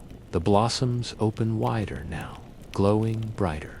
The petals drift faster, swirling around you in spirals of silver light. You close your eyes, and they brush against your skin, with weight, but with presence, each one a blessing. For a moment you feel weightless, as though your body is dissolving into the silence, becoming one more petal falling endlessly into the hush. When you open your eyes, the path extends once more, curving outward from beneath the tree. A faint glow rises in the distance, the promise of another threshold waiting. The hush gathers around you, urging you forward, deeper into the silence. You leave the circle of blossoms, though their glow lingers on your skin like faint embers. The petals continue to fall behind you, dissolving before they touch the ground, vanishing into silence, yet leaving the ache of their presence in your chest. The path ahead curves gently, its surface glimmering faintly, leading you deeper into the hush. The air grows heavier as you move, though not with burden. It carries the density of stillness, like water deep beneath the sea. Each breath feels thicker, fuller, as though you are not inhaling air but silence itself. With each step, the world narrows, until nothing exists but the rhythm of your footfalls and the resonance of the hush that carries them. Soon the path ends at the edge of a vast plain. It stretches outward without boundary, its surface smooth and luminous, glowing faintly as though lit from beneath. The plain hums softly, vibrating with a tone so low it feels more like a heartbeat than a sound. Above, veils of mist drift slowly, folding and unfolding like curtains stirred by an unseen hand. They glow faintly with colors too muted, too name-faded: gold, pale silver, deep violet, dissolving into dusk. At the center of the plain stands a single doorway. It is tall, narrow, simple. No walls support it. No structure surrounds it. It rises alone, a frame carved from darkness, within which drifts a shifting veil of light. The doorway does not promise passage. It waits. You approach slowly, the hum of the plain vibrating stronger beneath your feet. The silence thickens with every step, pressing close, blooming vast inside your chest. By the time you stand before the doorway, you can feel nothing but its presence, as if the hush has become the very air you breathe. The veil within the frame shifts, rippling with soft radiance. For a moment, it becomes translucent, and you glimpse shapes on the other side. A river winding through shadow, a staircase vanishing into clouds, a bell swinging without sound. Each vision flickers, then fades, leaving only the veil of light. You raise your hand, and warmth spreads through your palm as you touch it. The veil shivers, humming faintly as though it recognizes you. For a long moment you hesitate. Behind you lies the garden you have already walked, the statue of silence, the bridge of glass, the fountain of light, the tree of blossoms. Ahead lies something unseen, unformed. The hush presses close, not demanding, not urging, but reminding you that silence itself is always threshold, always beginning. You take a breath and step through. The veil folds instantly around you, wrapping your body in luminous threads. The plain vanishes, the mist, the blossoms, the fountains, all dissolve into nothing. You drift through the veil as though through water, weightless, unbound. The silence blooms inside you, vast and endless, carrying you forward into the unseen. And when the veil releases you, you find yourself standing once more at the edge of a new chamber. Its form is not yet clear, veiled in shadow and light, waiting to unfold. You pause, and the hush gathers, humming with anticipation. It feels like standing at the edge of a dream not yet dreamed, a breath not yet taken, a word not yet spoken. You close your eyes, and the silence deepens. It is not the silence of endings, nor of absence. It is the silence of promise, the pause before the next unfolding, the hush in which the garden prepares to bloom again. When you open your eyes, the veil behind you has dissolved, and the chamber before you breathes softly, patient, infinite. The path stretches forward once more, waiting to carry you into the silence that lies ahead. And so you step, drifting deeper into the dream, knowing that what comes next is not departure, but continuation. The garden grows wherever the hush lingers, and the hush lingers always in the spaces between thoughts, in the pauses between breaths, in the endless corridors of silence that wait beyond. At the threshold of stillness, when thought ceases its endless weaving, the garden reveals itself. It does not arrive like a sudden vision, nor like a door flung open, but like something remembered at last, something that has always waited just beyond the grasp of language. The air thickens, the hush deepens, and in that pause where nothing stirs, the garden unfolds. The first breath is fragrance subtle, almost imperceptible, rising from the silence like a secret long buried. It smells of rain that has not yet fallen, of earth just before it opens, of lullabies that linger even after their words are forgotten.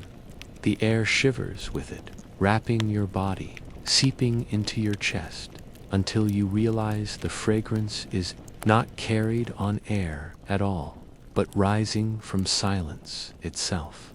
The ground beneath you glimmers faintly, woven not of stone nor moss, but of fragments of forgotten songs. Each step you take hums softly, a single note pressed into the hush, reverberating outward before fading back into stillness. The path is neither straight nor curved, but shifting, fluid, weaving itself anew with every breath you take. You do not follow it, it follows you, shaping itself in response to your presence, as though the garden is alive, listening. Above, branches stretch outward, braided together, forming vaulted ceilings of emerald and silver light. They bend low in some places, arch high in others, always weaving into patterns so intricate they seem carved by memory itself. Beneath them, flowers open and close like lungs, their blossoms glowing faintly with each inhale of silence. They lean toward you as you pass, not with curiosity, but with recognition. You are not a stranger here. You are a part of the stillness that feeds them. At the heart of this chamber flows a river, but it is not water that moves along its bed. It is silence made visible, a current of transparency winding endlessly, carrying no sound but vibrating faintly as though echoing every pause ever held in the world. Its surface is smooth, glass-like, yet constantly shifting, shimmering faintly with ripples that never break into noise. You kneel at its edge and watch.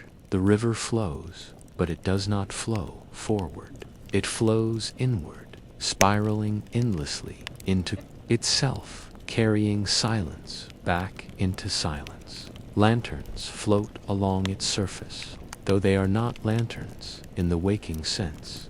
They are small vessels of breath, fragile and translucent, glowing faintly with the light of memory. Each one drifts slowly, carried not by current but by presence, as though silence itself is guiding them. Some drift toward you, some away, but none hurry. Their glow is steady, eternal, patient. You lean closer, and for a moment you glimpse within one. It carries not flame, not light, but a fragment of a voice. You cannot hear the words, but you feel them resonate in your chest, an echo of something once spoken in love, now carried forever within silence. Another lantern drifts nearer, and within it you see the shadow of a hand reaching outward, then fading.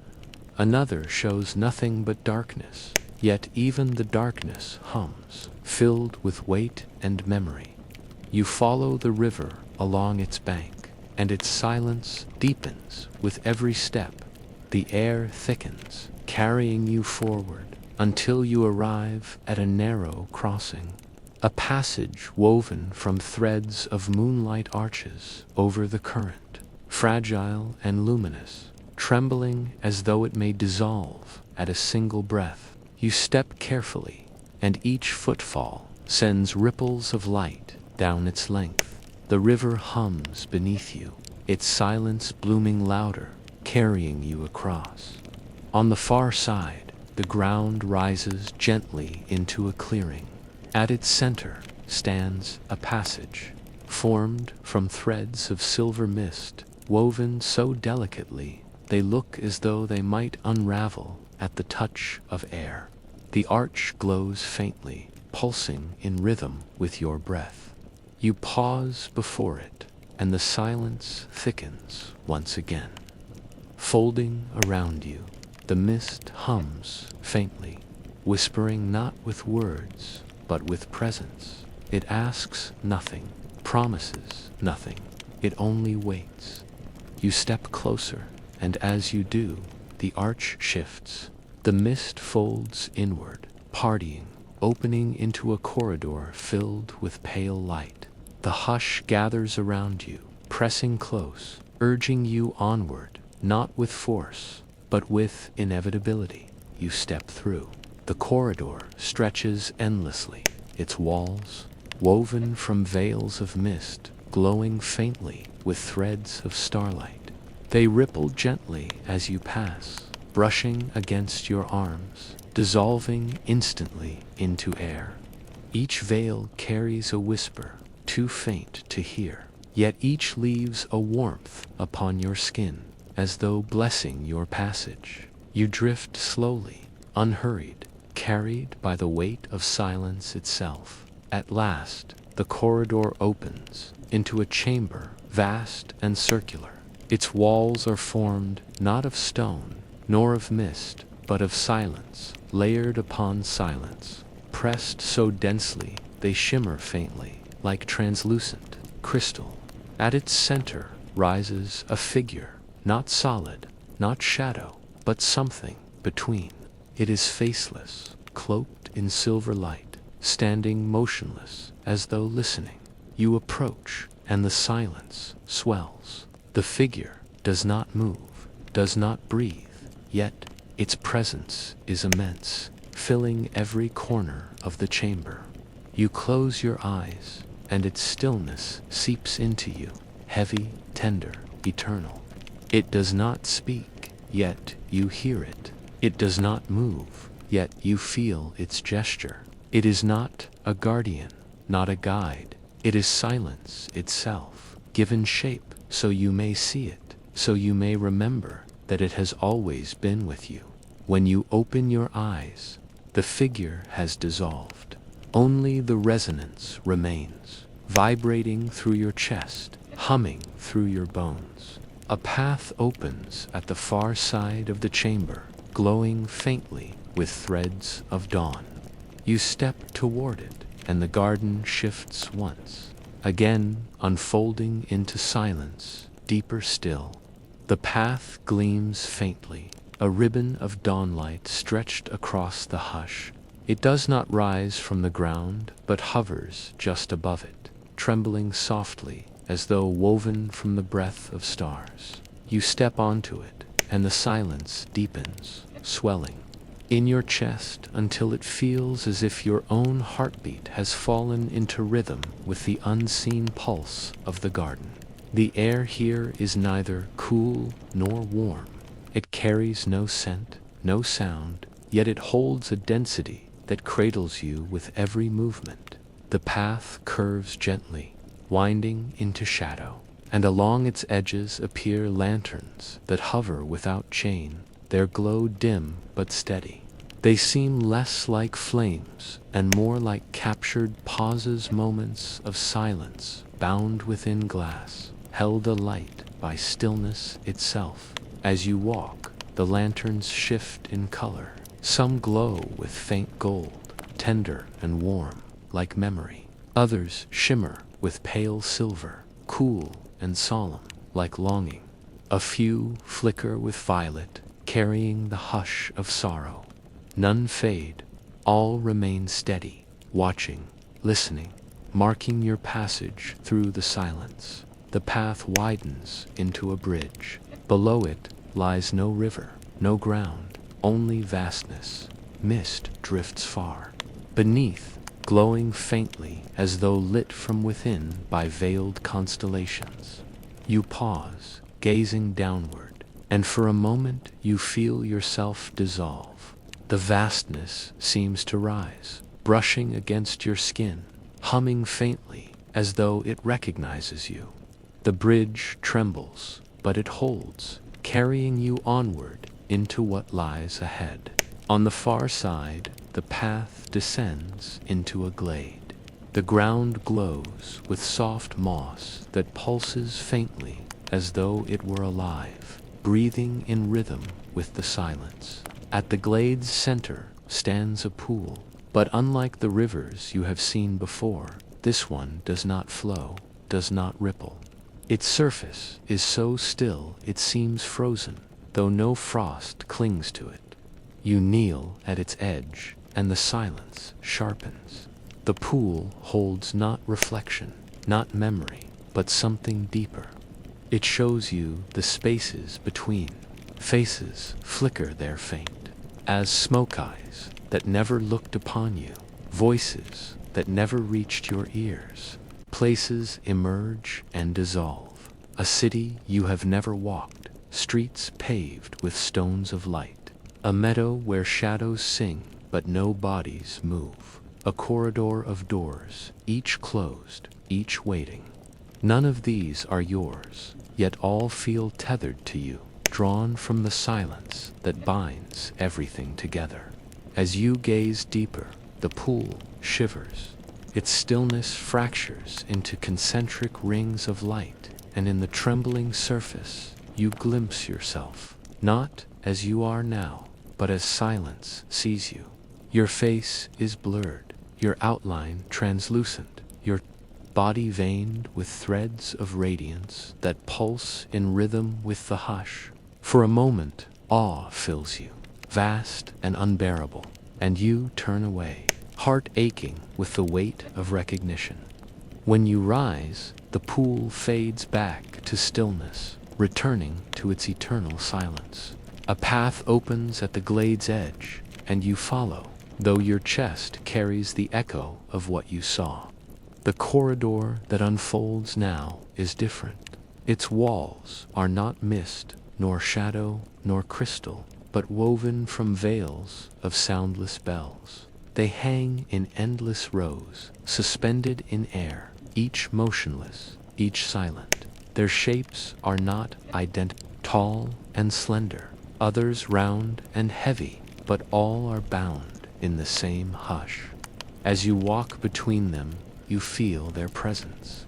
Each bell hums faintly, though no sound escapes. They resonate silently, pressing their weight into your chest, filling your body with the heaviness of unstruck tone. You pause before one, raising a hand to its surface. The metal is cool, trembling faintly beneath your touch, alive with sound not yet born. You imagine, just for a moment, what it would mean if the bell rang, how the silence would shatter, how the chamber would flood with endless tone. The thought makes your bones ache. But the bell does not move. It waits, as all silence waits, infinite in its patience. The corridor of bells stretches onward, endless, until it empties into another vast chamber. Here the ground is covered in petals, thousands, millions, each luminous, each trembling with faint glow. They cover the earth like snow, yet they are not cold. Their radiance warms the soles of your feet as you step upon them, carrying you deeper into the center. At the chamber's heart stands a tree. Unlike the one before, this trunk is dark, almost black, yet its branches blaze with blossoms of silver fire. They do not burn, yet they shine so brightly the shadows themselves seem to kneel at their light.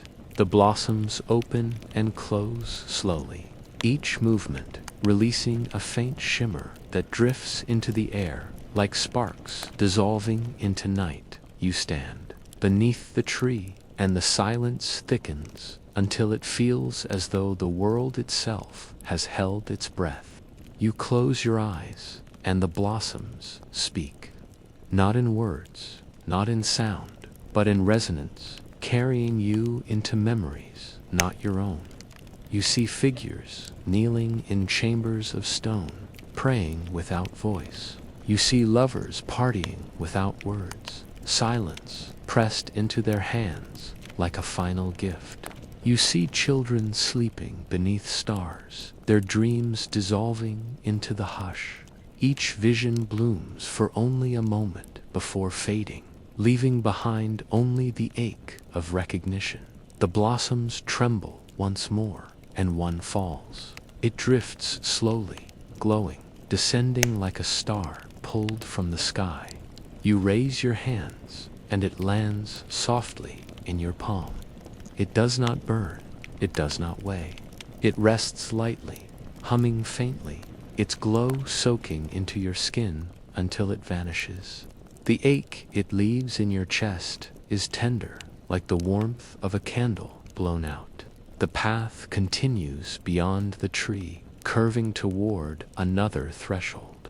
At its edge stands a gate woven not from mist or shadow, but from petals themselves. They drift together, forming a fragile frame, trembling constantly as though ready to scatter at the faintest breath.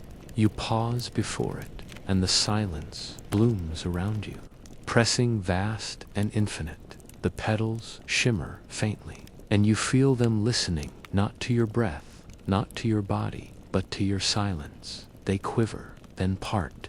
The gate opens, and beyond it lies a corridor of radiant dusk, glowing faintly with promise. You step through, carried once more into the hush that never ends. The gate of petals parts with a trembling sigh, its fragile frame dissolving as you step through. The blossoms scatter like sparks, floating upward into the dark, vanishing before they can fall. The silence gathers them, swallowing their glow, folding their tenderness back into its endless breath. On the other side, the world is softer still. The corridor you enter is woven of dusk, its walls glowing faintly as though shaped from the last light of a day that never was. Shadows drift across them, delicate and slow, yet no source of light creates them. They move like memories fading, returning, dissolving, again fragile as thought, fragile as silence. The floor beneath you is translucent, luminous from within. Each step awakens a ripple of silver across its surface, spreading outward like breath across glass. The hush thickens, with each ripple carrying your presence forward. You walk carefully, though the corridor carries you more than you carry yourself. Soon it opens into a vast hall. Its ceiling vanishes into mist, veined with faint stars that glow as though painted on silence itself. The ground is scattered with mirrors, hundreds of them, each resting flat upon the earth.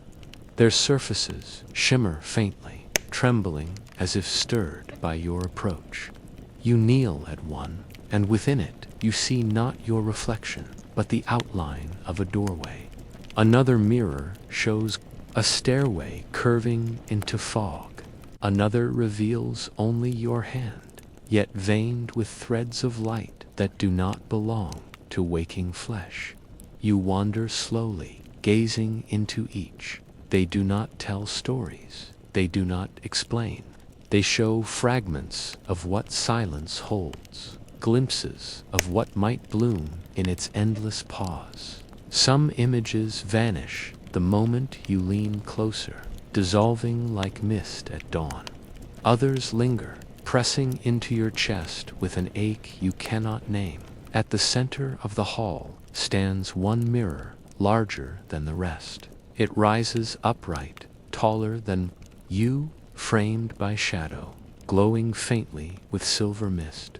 You stand before it, and for the first time you see yourself not as body, not as thought, but as silence itself. Your form glows faintly, veined with threads of stillness, dissolving at the edges into air. You gaze into it, and the hush grows so vast it seems to erase everything else. You lift a hand, and the reflection lifts its own. But as your palms meet, the surface, the mirror, does not resist. It opens. Your hand passes through, vanishing into cool light. You step forward, and the mirror yields completely, folding like water to let you pass.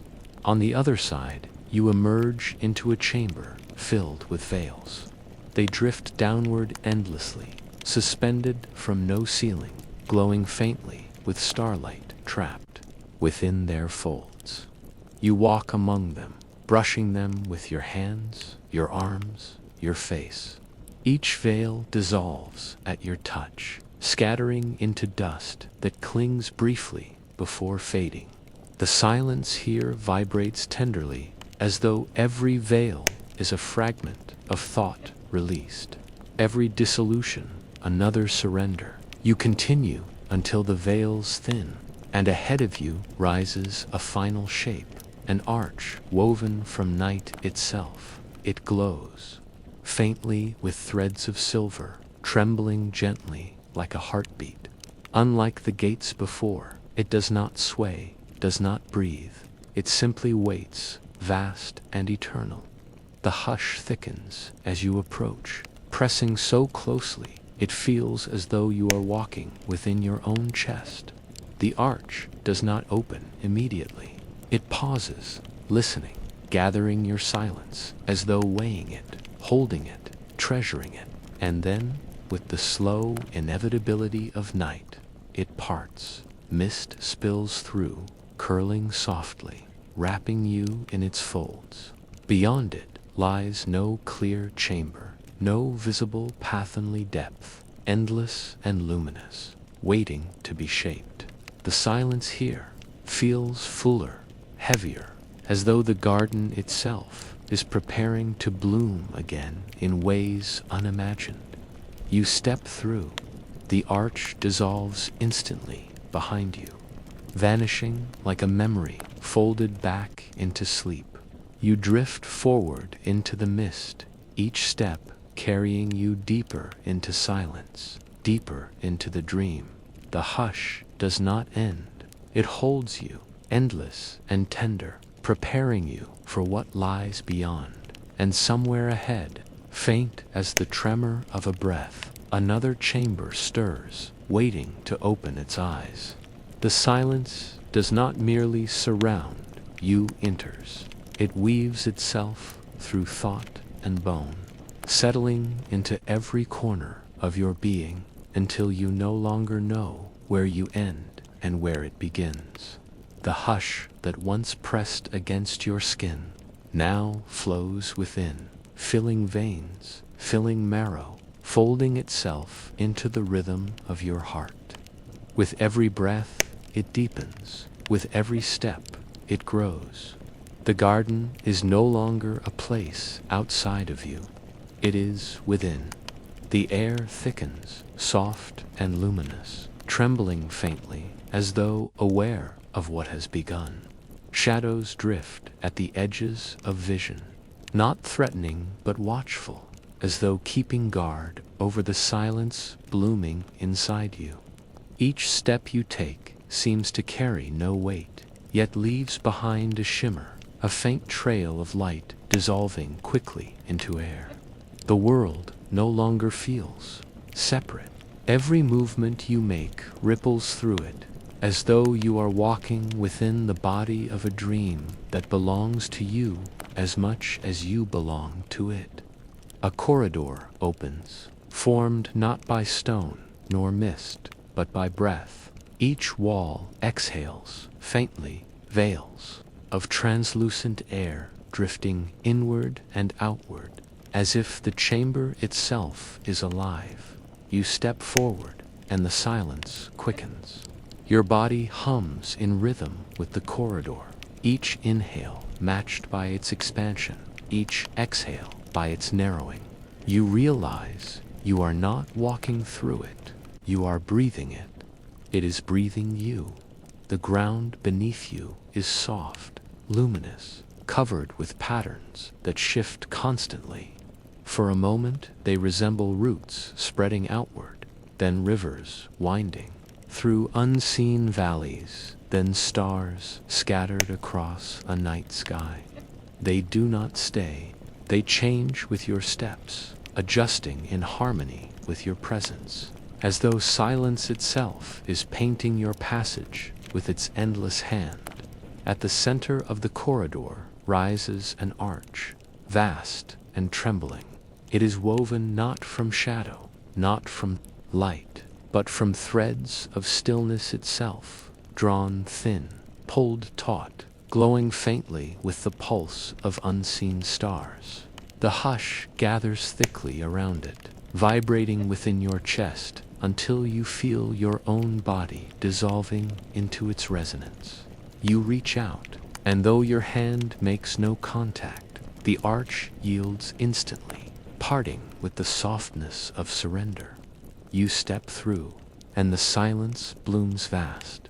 A chamber unfolds around you, larger than any before. Its ceiling vanishes into mist, luminous and infinite, and from its height fall veils of light that do not touch the ground. They hang suspended, glowing faintly, swaying as though stirred by invisible hands. Between them drift petals, not of flowers, but of silence itself. Fragile shards of nothingness, glowing as though made from the essence of pause. They fall endlessly, dissolving before reaching the floor. You move among them slowly. Each veil hums faintly as you pass, pressing a warmth into your skin as though blessing you. Each petal that dissolves against your body leaves behind an ache, a reminder that silence is not absence, but tenderness, too delicate to last. The chamber listens with you, listens through you, until you can no longer tell whether you are wandering inside it. or whether it is wandering inside you. At the chamber's heart stands a fountain, though no water flows from it. Instead, threads of breath rise from its basin, spiraling upward into endless air. They twist together, forming shapes for only a moment before unraveling into nothing. A face flickers briefly, eyes closed, serene, then a hand reaching, then a staircase curving into mist.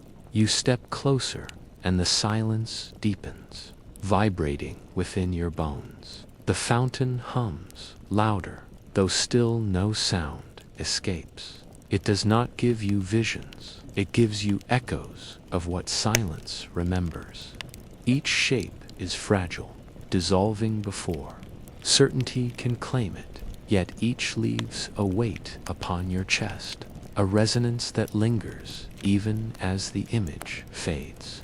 You kneel watching, and for a moment you feel yourself dissolve into it, your own breath spiraling upward, joining the endless shapes unraveling into air. You rise, and the fountain softens, its spirals thinning until only faint wisps remain. A new path opens behind it, glowing faintly, curving into shadow. The silence hums, urging you onward, not with command, but with inevitability. You follow, and the chamber dissolves behind you, folding itself back into stillness. The path narrows into a tunnel of mirrors. They line each side, tall and thin, their surfaces rippling faintly as though alive. At first, they reflect nothing but darkness, but as you step closer, they awaken. Each shows you differently, not as you are, but as silence imagines you. In one, you are faceless, glowing faintly, veined with silver threads. In another, you are cloaked in shadow, carrying silence in your hands like a lantern. In another, still, you dissolve entirely, nothing but a shimmer of light drifting across air. You pause, gazing into one that holds you most tenderly.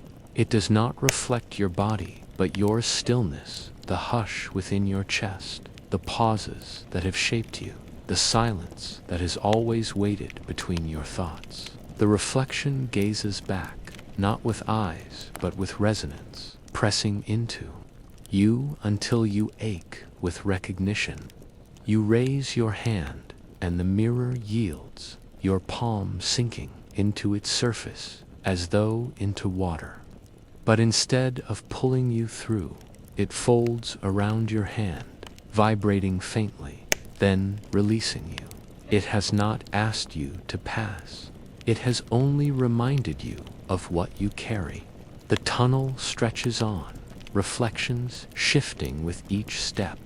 None accuse, none praise. They simply show, patiently, endlessly, what silence knows of you when you emerge. From the far end, you feel heavier, not with burden, but with the weight of having been seen. The new chamber beyond is vast and empty, its ground smooth, its air trembling faintly. At its center hangs a bell, enormous, suspended from nothing, its surface dark, veined with silver. It does not move, does not ring, yet its presence fills the chamber with resonance so heavy it presses into your bones. You stand beneath it, gazing upward, and feel as though the silence itself has condensed into this single shape, this endless waiting. For a long moment, you simply breathe with it. Inhale, and the bell swells faintly. Exhale, and its weight deepens. The silence here is not empty. It is promise, promise unfulfilled, waiting endlessly, vibrating with all the tones that have not yet been struck. You ache, knowing it may never ring, knowing its silence is its gift. You turn away, and a gate opens at the chamber's far side, woven from the resonance itself. It glows faintly, vibrating in rhythm with your breath. You step toward it, and the silence gathers, enfolding you once more. The bell lingers behind, vast and eternal, patient as always. The gate opens, and you pass through, deeper into the garden that now blooms, not only around you, but within you. The gate of resonance opens as though woven from the hum of your own breath. You step through, and at once the air folds inward, cradling you in its weightless embrace. The world ahead is not light nor shadow, but a blending of both and endless. Dusk that glows with its own pulse. The silence no longer feels outside you. It moves within your veins, threading itself through your thoughts, settling deeper with each step. The path beneath your feet is translucent, veined with pale silver. With every step, the veins brighten, then fade, leaving behind only a lingering warmth. You follow its curves until the chamber expands into a forest of columns. They rise tall and thin, stretching into unseen heights, each one hollow, glowing faintly from within. They hum softly, not with tone, but with vibration, a resonance too low to hear, but too vast to ignore. You step between them, and the hum grows stronger. Each column seems alive, pulsing in rhythm with your presence.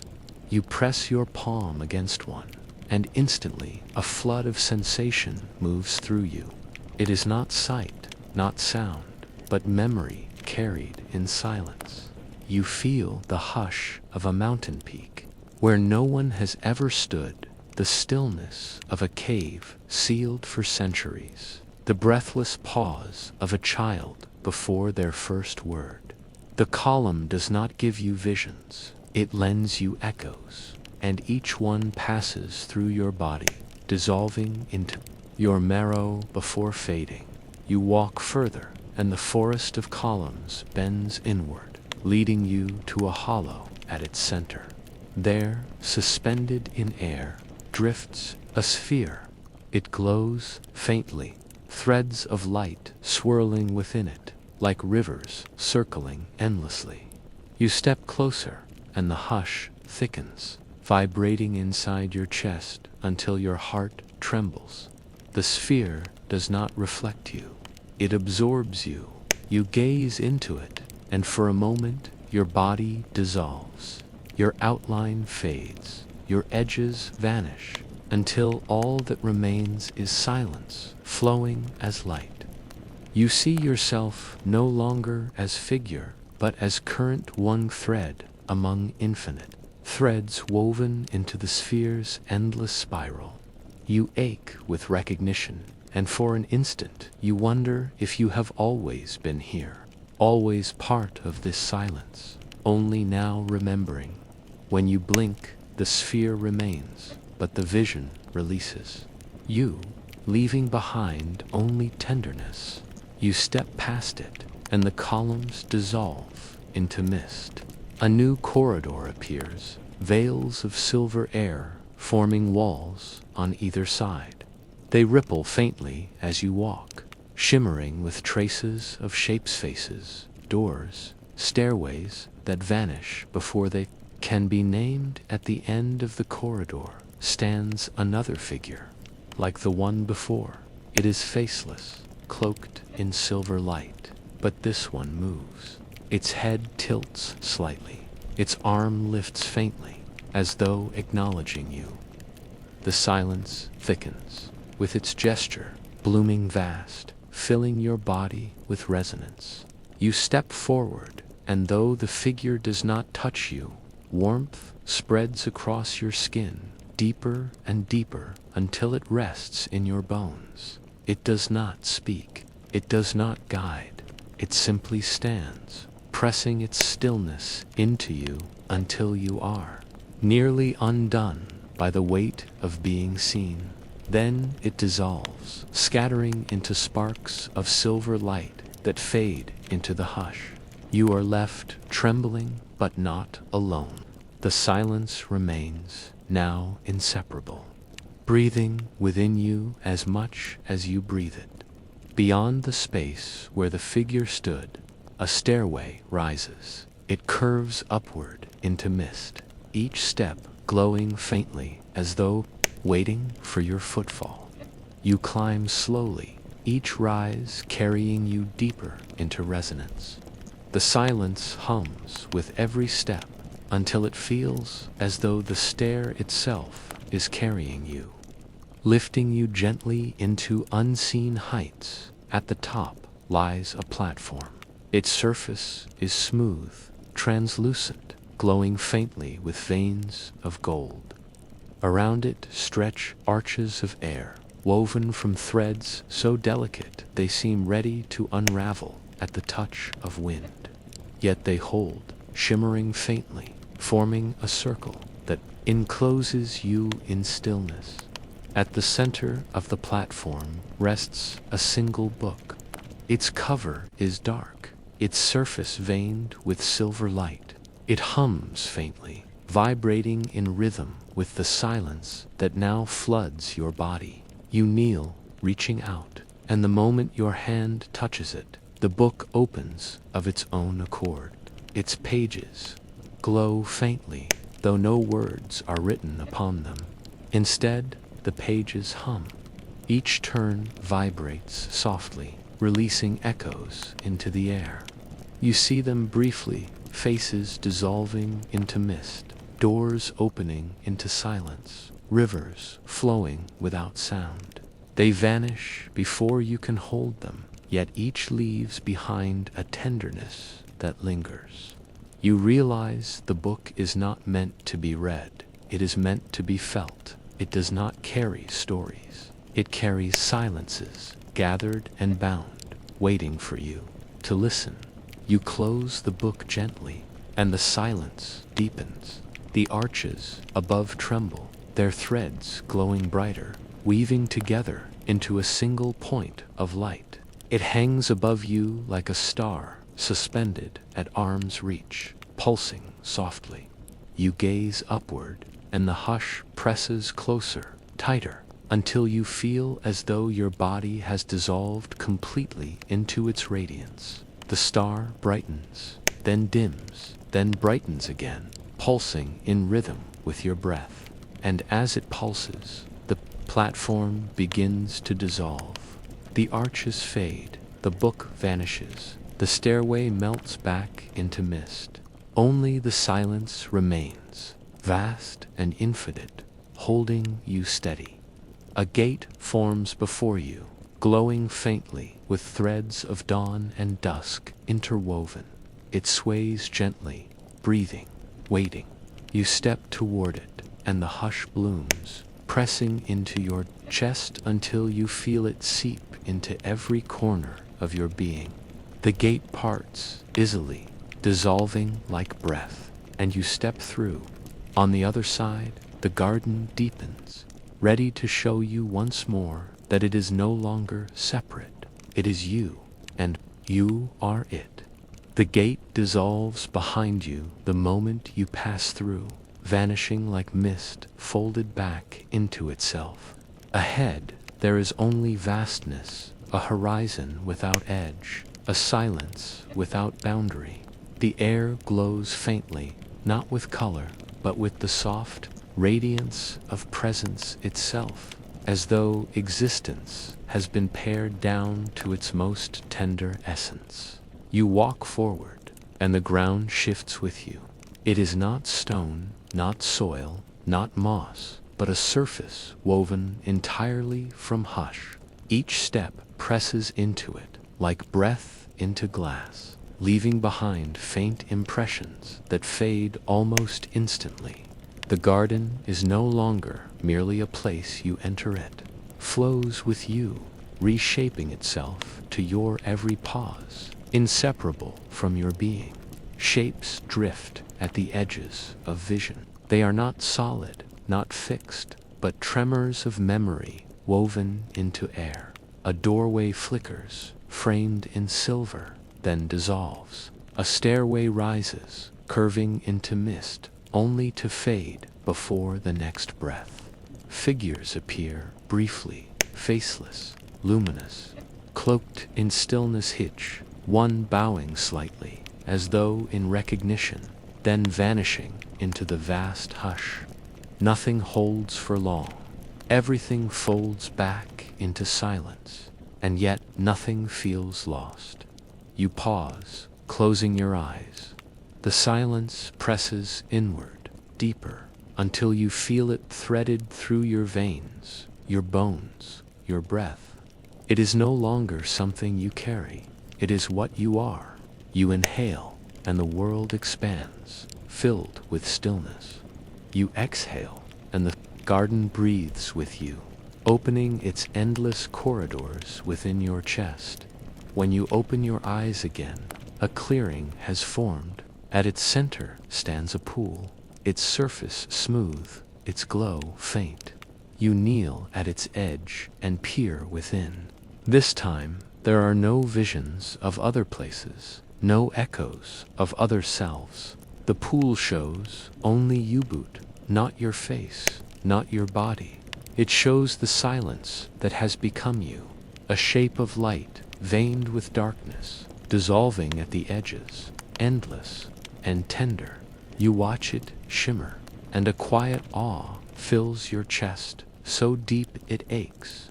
The pool trembles once, then stills. You rise slowly, carrying the image within you. Behind you, the clearing folds into mist. Ahead, another path emerges narrow, luminous, pulsing faintly in rhythm with your breath. You follow it, and soon it opens into a chamber, vast and domed, its ceiling covered in constellations. But these stars do not belong to any sky. They move slowly, rearranging themselves into shape, arches, rivers, doors, blossoms. Each constellation is an echo of what the silence has already shown you, a reflection of the journey carried within. The dome hums faintly, vibrating through your chest, reminding you that all things are one pattern, one bloom of silence woven endlessly through itself. At the chamber's far side rises a final figure, taller than the rest, faceless as always, yet radiant with such intensity it seems carved from your own breath. It does not move. It does not need to. Its stillness presses into you with such force you nearly falter, knees trembling. But then, you realize the stillness is not separate. It is yours. It is the hush that has been threading itself into your being since the first step. You bow your head, not in worship, but in recognition. The figure bows too, though no body bends, only silence inclining itself toward you, and then it dissolves, scattering into sparks that drift upward, merging with the constellations above. The chamber dims, the stars fold inward. A single gate reveals itself, luminous, trembling softly, woven from everything you have seen: petals, mirrors, rivers, bells, veils, and blossoms. All threads gathered, braided together, waiting. The silence thickens one last time, blooming vast within your chest, carrying the weight of everything that has passed. You step forward, and the gate parts. Beyond it lies only mist, soft and infinite, waiting to shape itself into the next dream. The hush holds you, steady and tender, as you drift onward, and somewhere ahead, in the breath between endings and beginnings, the garden prepares to open its eyes again. The path glows softly as you leave the clearing, its surface pulsing like a vein of light woven into silence. Each step you take is not simply forward, is inward, drawn deeper into the rhythm that has claimed you. You are no longer separate from the hush. The hush has become your pulse, your marrow, your breath. The corridor that unfolds is narrow at first, its walls formed of woven threads of silver mist.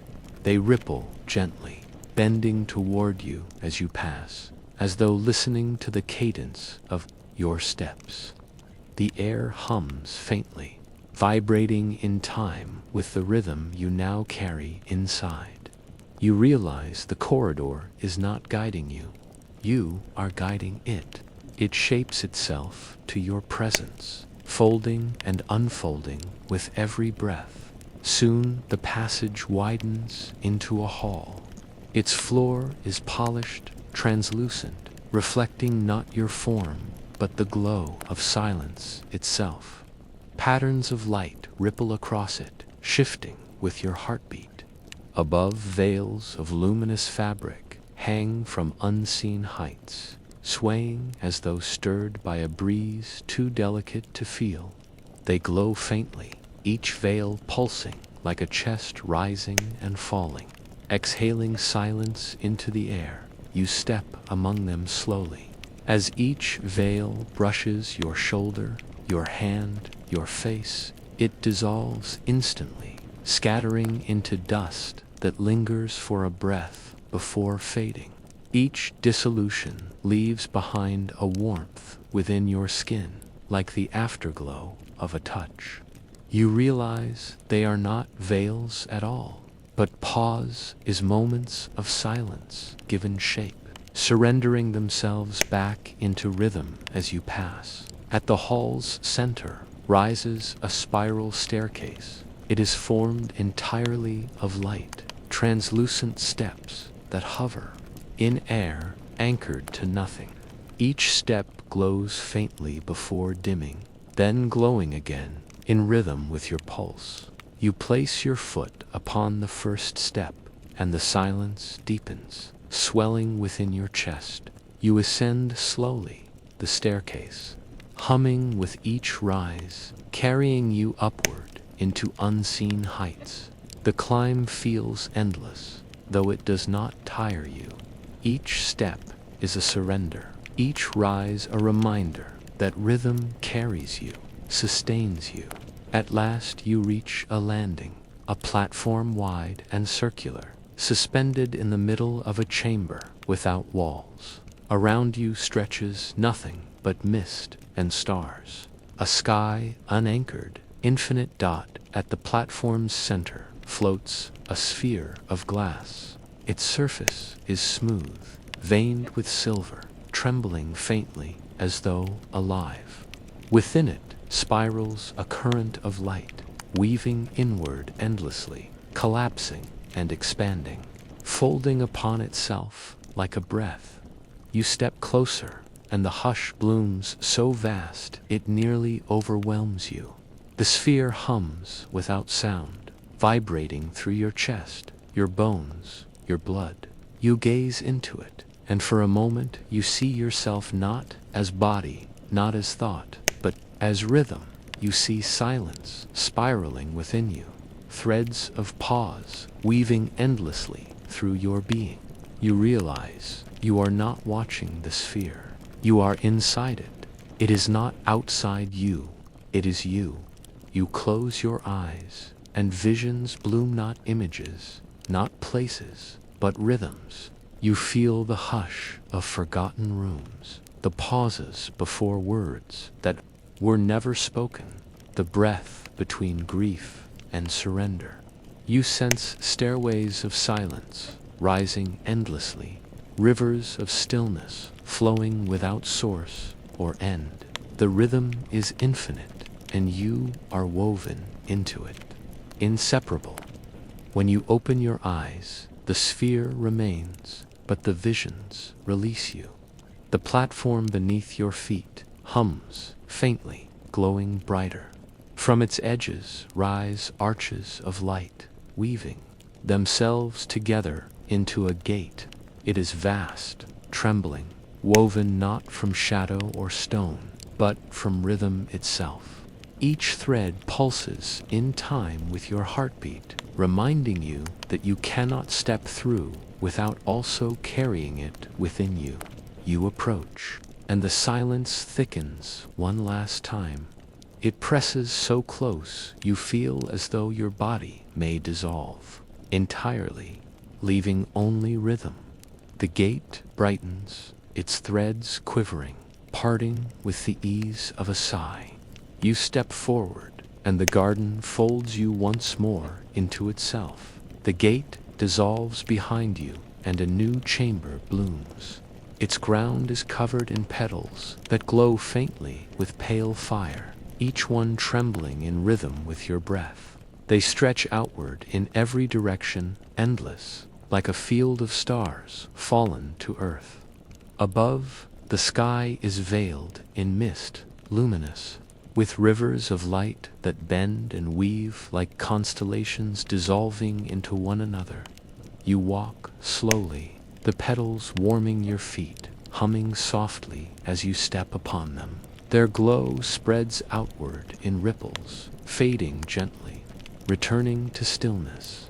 The hush here is deeper than before, almost unbearable in its tenderness.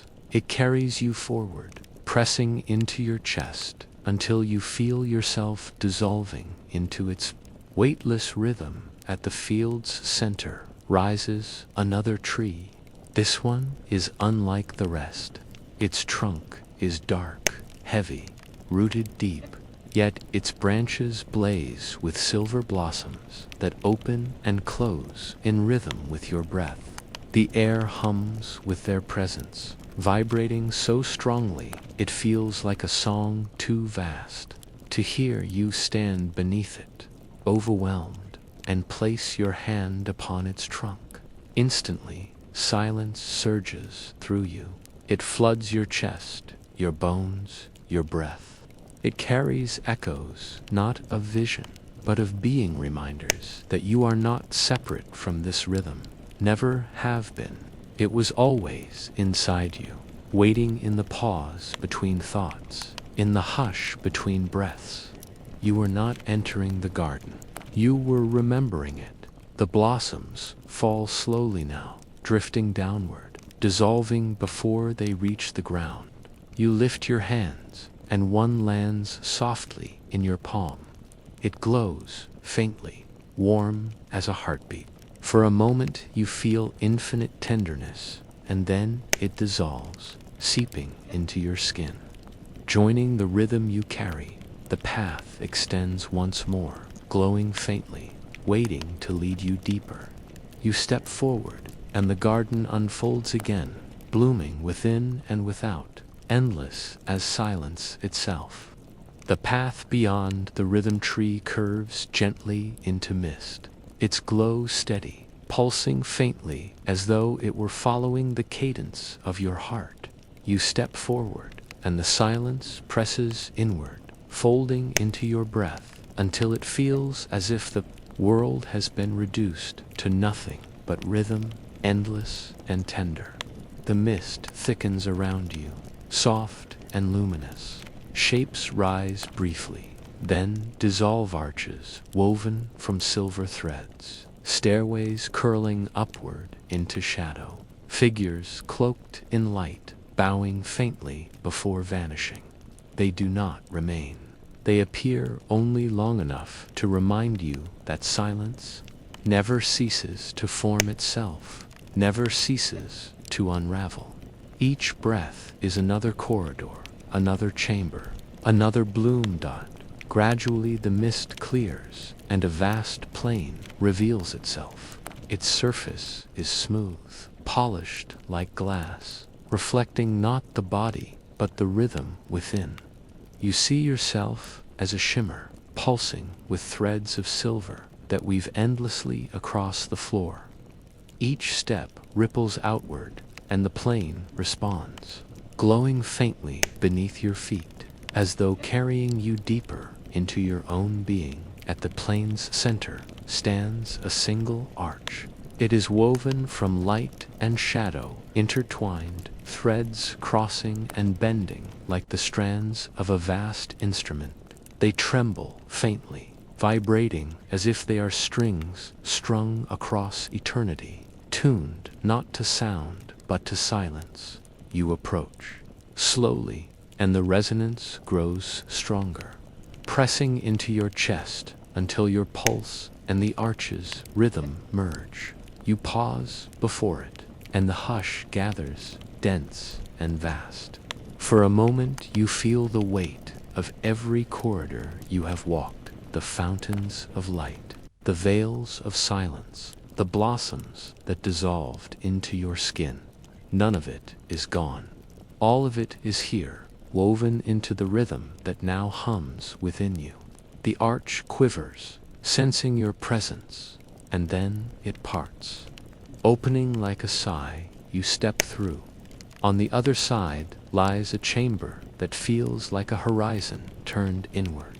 The ground stretches endlessly, covered in petals of light that drift upward instead of falling, vanishing into the sky of mist above. They glow faintly, each one a heartbeat, each one a pause made visible. As you walk among them, they brush against you, dissolving into sparks that cling briefly before fading.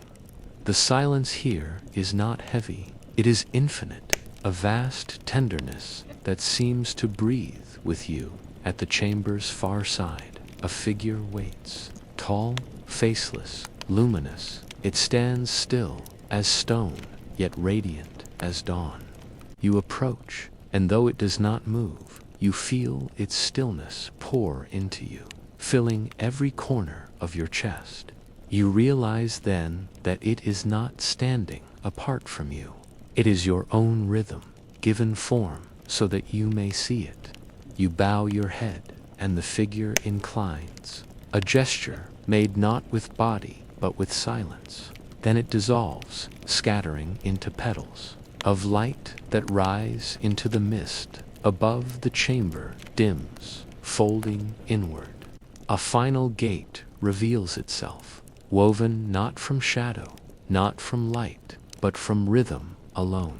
Its frame trembles faintly, glowing with the pulse you now carry.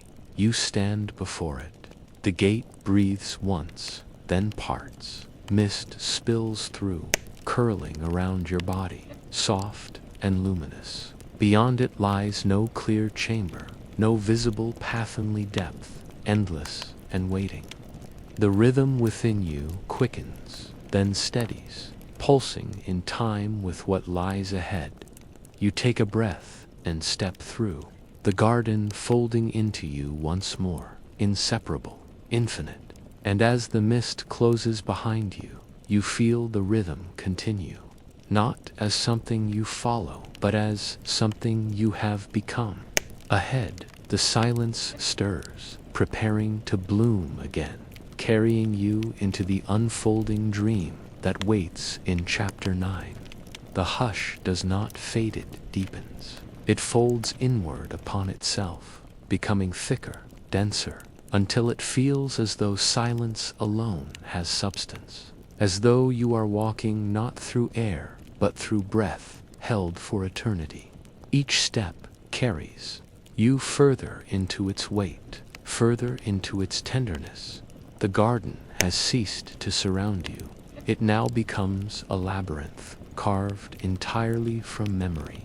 Corridors emerge from the hush, fragile at first, then steady. They are formed not of stone, nor of mist, but of memory itself. The walls shimmer faintly, translucent, trembling with images that appear and vanish before certainty can catch them. A face flickers briefly, then dissolves. A stairway curves upward, only to fall back into shadow. A door glows faintly, then fades into nothing. Each vision lingers for no more than a breath, and yet each presses into your chest with an ache of recognition. You walk slowly, your steps echoing faintly in silence that should not echo. The sound is not sound, but presence your passage, marked in the fabric of memory itself. The hush guides you, bending the corridors inward, folding them outward. weaving them into patterns that resemble not paths but thoughts unraveling. You realize you are not walking through the garden. You are walking through your own pauses, your own silences, stretched into form. At the end of one corridor, you find a mirror. It rises tall and narrow, its frame woven from threads of silver light. Within its surface, you see not your reflection, but the outline of a room. A window open to starlight, a bed untouched for years, a figure standing at the threshold, silent, waiting. The vision trembles, then fades, leaving only your shadow upon its surface. You raise your hand, but the mirror does not yield. It holds, reminding you that some doors are not to be entered, but only remembered. You turn, and the hush bends the corridor again, guiding you toward a stairway. The steps glow faintly, woven from threads of dawn, spiraling upward into mist. You ascend, slowly, each rise pressing silence deeper into your chest. At the stair's end lies a small landing, and upon it rests a lantern. It is fragile, translucent, glowing faintly with light that does not flicker. You lift it, and the silence shifts. The corridors ahead brighten, their walls trembling with new clarity. The lantern does not illuminate with light, illuminates with presence. Wherever you carry it, the hush thickens, the memories steady, the visions grow sharper. You realize then that the lantern does not shine upon the world. It shines upon silence itself. You carry it forward, and the corridors open wider. Doorways appear along the walls, each framed in shadow, each trembling faintly as though waiting. You pause at one, and its surface glows faintly with silver threads. Within it, you glimpse a river flowing beneath starlight, lanterns drifting along its current. You step closer, but the door dissolves instantly, scattering into mist. Another door reveals a staircase winding endlessly downward. Another shows a child sleeping beneath a willow, their breath so still it blends with the night. Each vision fades as quickly as it arrives. None are meant to be entered. They are fragments, pauses, moments folded into silence. At the corridor's end, you find a gate. It is formed not from mist or shadow, but from memory condensed into shape. Its surface shimmers with faces, hands, stairways, rivers, blossoms all drifting, all dissolving, never holding. You pause before it, and the lantern in your hand brightens, its glow trembling as though in recognition. The gate breathes once, then opens. You step through, and the hush deepens further. The chamber beyond is vast, circular, its floor covered in mirrors. Each one is small, no larger than a palm, yet together they cover the ground completely, stretching outward like a mosaic of silence. You kneel, gazing into one, and see not your reflection, but a single moment, a pause before a word you once almost spoke. Another mirror shows the hush before laughter. Another, the silence after farewell. Each mirror carries a fragment, a sliver of what silence has remembered. You rise carefully, stepping among them. None crack, none shift. They hold, steady, carrying your weight, as though silence itself supports you. The lantern trembles in your hand, its glow scattering across the mirrors. For a moment, every surface brightens, showing not fragments, but one patterned endless river flowing through infinite corridors, carrying every silence, every pause, every breath. The vision lingers only a heartbeat before fading, leaving only the mirrors beneath you. At the chamber's center rises a pillar of crystal. It hums faintly, vibrating with the same rhythm you now carry within. You approach, placing the lantern at its base, and instantly the pillar brightens. Its surface shimmers with threads of light, weaving upward in spirals, carrying silence into the heights of the chamber. The hum grows stronger, pressing into your chest, your bones, until it feels as though your entire body has become an echo of its resonance. You close your eyes, and the hush deepens. Visions bloom behind your lid's knot places, not figures, but thresholds, endless gates, countless corridors, infinite veils. Each one waits, each one listens, each one hums with promise. They are not outside you, they are within you. Every pause you have carried, every silence you have lived, has always been a gate. The garden was never elsewhere. It has always been the rhythm hidden in your being. When you open your eyes, the pillar dims, returning to stillness. The lantern glows faintly at its base, steady and patient. A path opens at the far side of the chamber, glowing with threads of silver. You step toward it, and the hush gathers once more, carrying you deeper into corridors where every pause becomes a doorway, and every doorway waits to be entered. The silver path curves outward from the chamber of mirrors, trembling faintly as though woven from breath itself. You follow it slowly, each step carrying the resonance of the pillar within your chest. The hush has grown heavier now, not with burden but with fullness, as if it carries everything you have seen and everything you have yet to see in a single, boundless rhythm. The corridor ahead unfolds like a memory unfurling.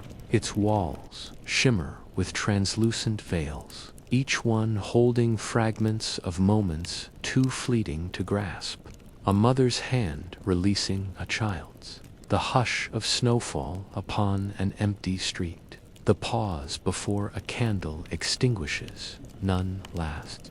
They dissolve back into silence as you pass, leaving only their tenderness lingering in your chest at intervals. The walls shape themselves into arches, each one framing a doorway of shadow. Within the shadow, visions flicker. One shows a staircase, rising into a sky without stars.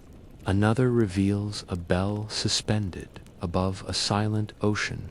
Another opens upon a vast hall of faceless figures, kneeling in endless rows. Each doorway hums faintly, vibrating with the weight of silence, yet none allow passage. They close as quickly as they open, reminding you that not all pauses are to be crossed, some are simply to be carried.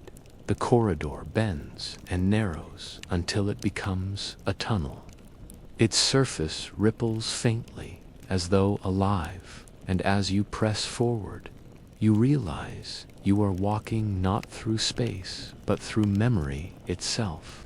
The walls pulse with rhythm, matching the cadence of your breath, your pulse, your marrow. For a moment, you feel weightless, suspended between echoes that do not belong only to you, but to everyone who has ever carried silence within them. At the tunnel's end, the hush gathers thickly, and the world opens into a chamber unlike any before. It is vast, cathedral-like, its ceiling lost in shadow. From that shadow hang thousands of threads of light, drifting downward like rain slowed into stillness. Each thread hums faintly, resonating with pauses carried across time. Some threads glow bright, steady as memory. Others shimmer faintly, fragile as breath. Together they weave a curtain, a veil of infinite pauses, hanging between you and whatever lies beyond. You step closer. The threads bend slightly, swaying toward you as if they recognize your silence. You lift your hand, and the nearest thread brushes your palm. Instantly, it dissolves into sparks, scattering into the air, leaving behind warmth that spreads through your skin and lingers in your chest. You touch another, and each vanishes the same way, each carrying tenderness into you before fading. The veil thins as you pass, each step unraveling more of its silence, until at last you emerge through its far edge. Beyond lies another clearing. Its ground is covered in pools, hundreds of them, each small and circular, scattered like fragments of glass across the earth. Their surfaces shimmer faintly, reflecting not your form but moments. One pool holds the stillness before a final goodbye. Another shows the hush of a library at midnight. Another, the breathless pause before a storm breaks. You kneel at one, gazing into its depths, and the silence presses into you, reminding you that every pause ever carried lingers somewhere, waiting to be remembered. You rise and wander among them, each pool offering a fragment. Some you recognize as your own, the quiet after a forgotten dream, the stillness of a night when you listened for a voice that never came. Others feel foreign, belonging to lives you have never lived, yet their weight is undeniable. In silence, all pauses are shared. None belong only to one. At the center of the clearing rises a single pool, larger than the rest. Its surface glows with threads of silver, spiraling inward like a galaxy made of stillness. You kneel, and the hush blooms so strongly it nearly unravels you. Within the pool, you see not one pause, but countless, layered, endlessly pauses of grief, pauses of joy, pauses of surrender, pauses of awe. They fold upon one another, creating an ocean of silence that stretches far beyond sight. You reach out instinctively, and the pool responds. Its surface ripples, threads of silver rising upward, wrapping softly around your hand, your arm, your chest. They do not pull you down, they pull you inward, into themselves.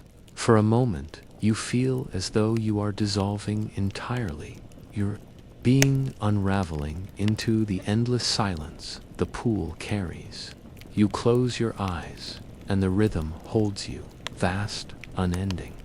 When you open them again, the threads recede, leaving only the pool's glow, steady and patient. You rise, trembling, carrying its tenderness within your marrow.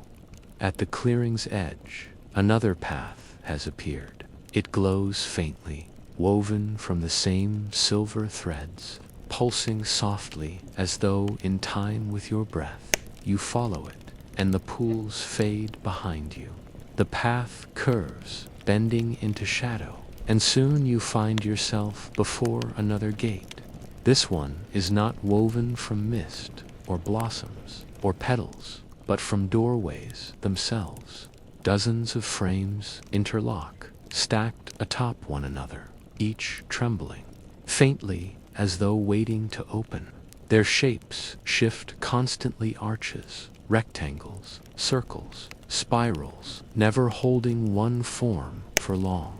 The hush gathers thickly around them, vibrating within your bones. You pause before the gate, and the lantern of silence glows once more in your hand. The doorways quiver, listening, then they part, folding inward, opening not into one passage, but into infinite passages, layered atop one another. For a moment, you see corridors upon corridors, stairways upon stairways, veils upon veils, all waiting. The sight overwhelms you, so vast, so endless, that tears rise unbidden. Yet the hush steadies you, tender and inevitable. You step forward, and the gate accepts you. The doorways fold inward, carrying you into the labyrinth of memory, where every pause is a threshold, and every threshold waits to bloom. The gate of doorways folds behind you as you step through, its shifting frames dissolving like smoke caught in dawn. Ahead, the corridors extend in every direction, weaving outward into infinity. They are not rigid halls, but fluid shapes, bending and curving, reshaping themselves as you move. The hush deepens, carrying your breath into their endless fabric. Each corridor is lined with doors, yet none remain still. They slide across the walls, vanish into shadow, reappear above, below. Within, their surfaces shimmer with fragments faces glimpsed in passing. Rivers glimmering under veils of fog, stairways dissolving into mist. Each door hums faintly as you near, as though calling to you, but when you reach for them, they dissolve, folding back into silence. They are not meant to be opened. They are meant to remind you that every pause is a threshold, whether crossed or not. You walk slowly, and the corridors shift in rhythm with your steps. One folds into a spiral, carrying you upward. Another bends outward, unfurling into a hall, lined with mirrors. Another contracts into a tunnel so narrow you can feel the silence pressing against your skin. Each passage is a memory, a pause, a doorway that waits only long enough to be felt before vanishing into the hush. At last you emerge into a vast hall. Its floor is glassy and dark, reflecting not your figure, but constellations of light. Hey. Pulse faintly, each star shimmering in time with the rhythm you carry within. As you walk, the constellations rearrange themselves into shapes, arches, rivers, blossoms, bells, each echoing what the garden has already shown you. Then, just as quickly, they dissolve into new patterns, reminding you that memory is never fixed but always shifting, always blooming anew. At the hall's center rises a column of light. It extends from floor to ceiling, trembling with slow rhythm, pulsing as though it were a heartbeat. You stand before it, and the hush grows so vast you can scarcely breathe, yet it does not suffocate. It fills you, pressing into your chest until you feel as though your body has become transparent, veined with threads of silence. You raise your hand, and the column bends toward you. Its light touches your palm, and instantly visions bloom. Not images of the garden's chambers, not echoes of figures or fountains, but something deeper. You see silence itself folding upon silence, pauses layered upon pauses, an infinite architecture of memory shaping itself into form. It is not outside you. It is not beyond you. It is you. The vision fades slowly, leaving your body trembling. With tenderness too vast to hold, the column steadies, its pulse slowing, and a new path opens at the far side of the hall. You follow, carrying the ache of what you have seen. The path narrows into a bridge of silver threads stretched across nothing. Beneath it lies only vastness, dark and luminous, filled with faint whispers that are not words, but pauses carried on unseen currents. The bridge sways gently, yet it holds, glowing softly as you cross. Each step hums in rhythm, each step deepening. The silence within at the bridge's end stands a final gate. It is woven from memory itself, faces, rivers, stairways, veils, blossoms, all shifting across its surface, appearing and dissolving in endless sequence. You pause before it, and the hush gathers thickly, filling your chest until it feels infinite. The gate quivers, listening. Then, with the softness of a breath, it parts. Mist spills through, luminous and endless. Beyond it lies no corridor, no hall, no mirror, only depth-shaped, unformed, waiting. You step forward, and the mist enfolds. You, carrying the resonance of every pause, every silence, every threshold you have walked. The garden does not close. It deepens, preparing to bloom again in forms unseen. And as the mist gathers, you realize that every silence has led here.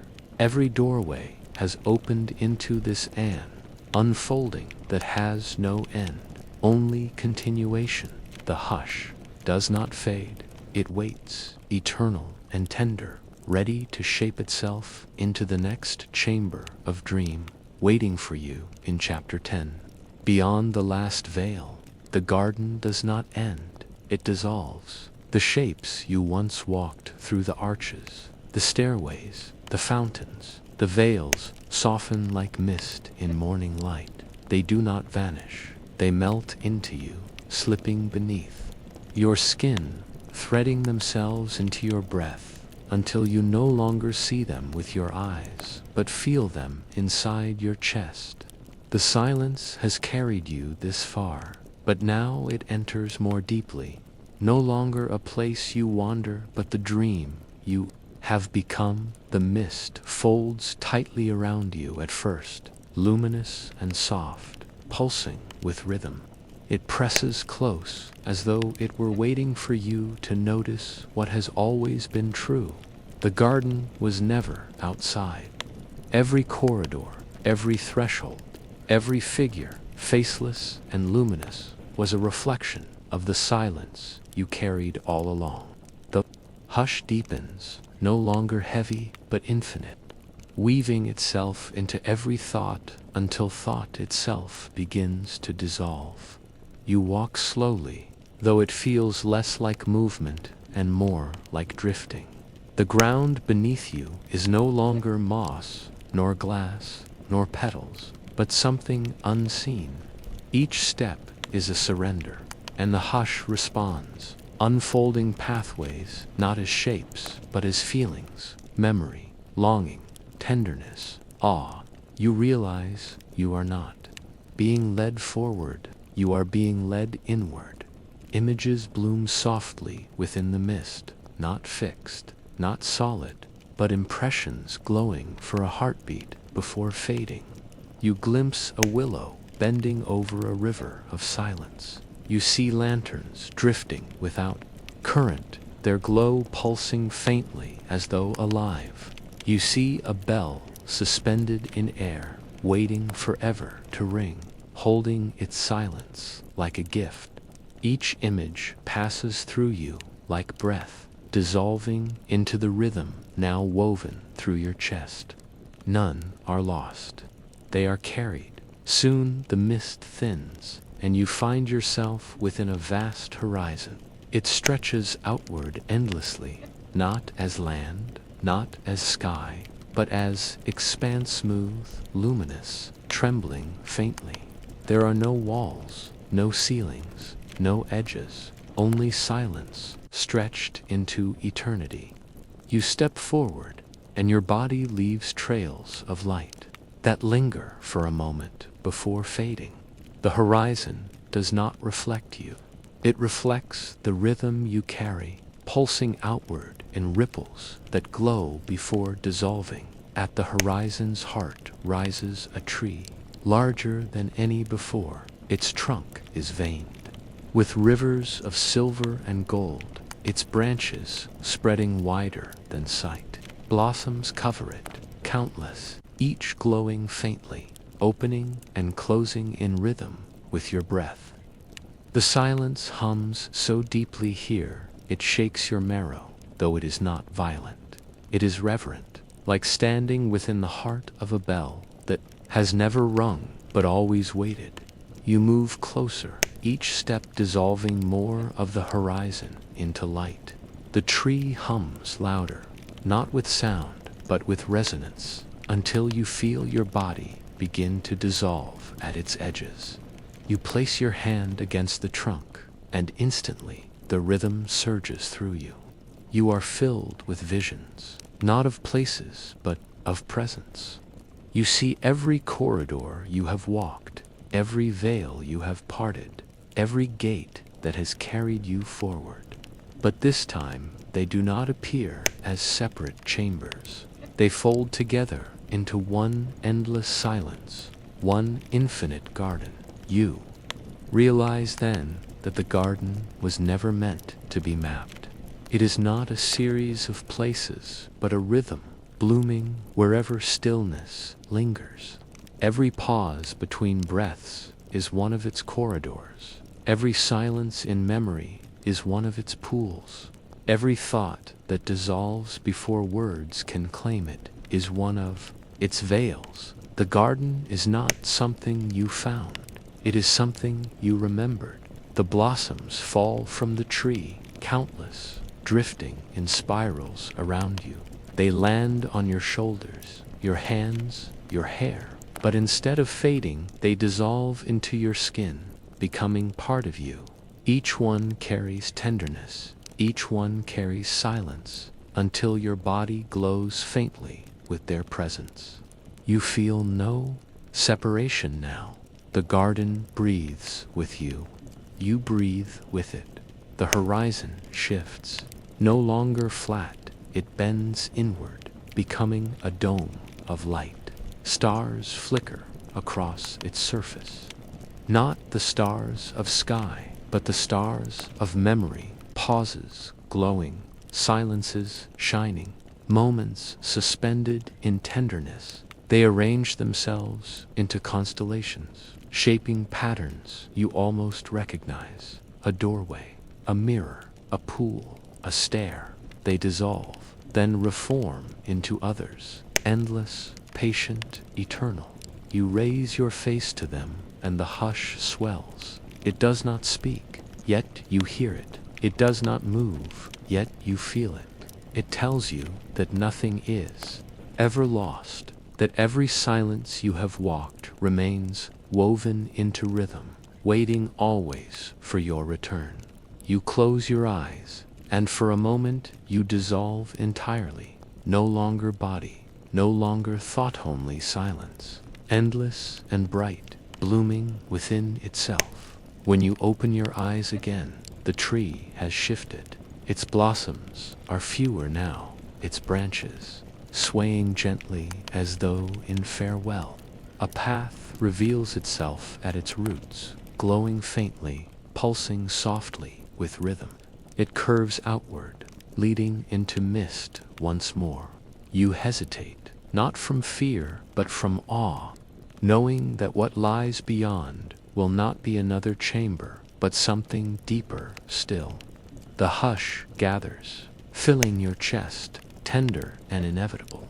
You step onto the path, and the garden carries you inward, dissolving further into the dream you have always carried, preparing to bloom in ways you cannot yet imagine.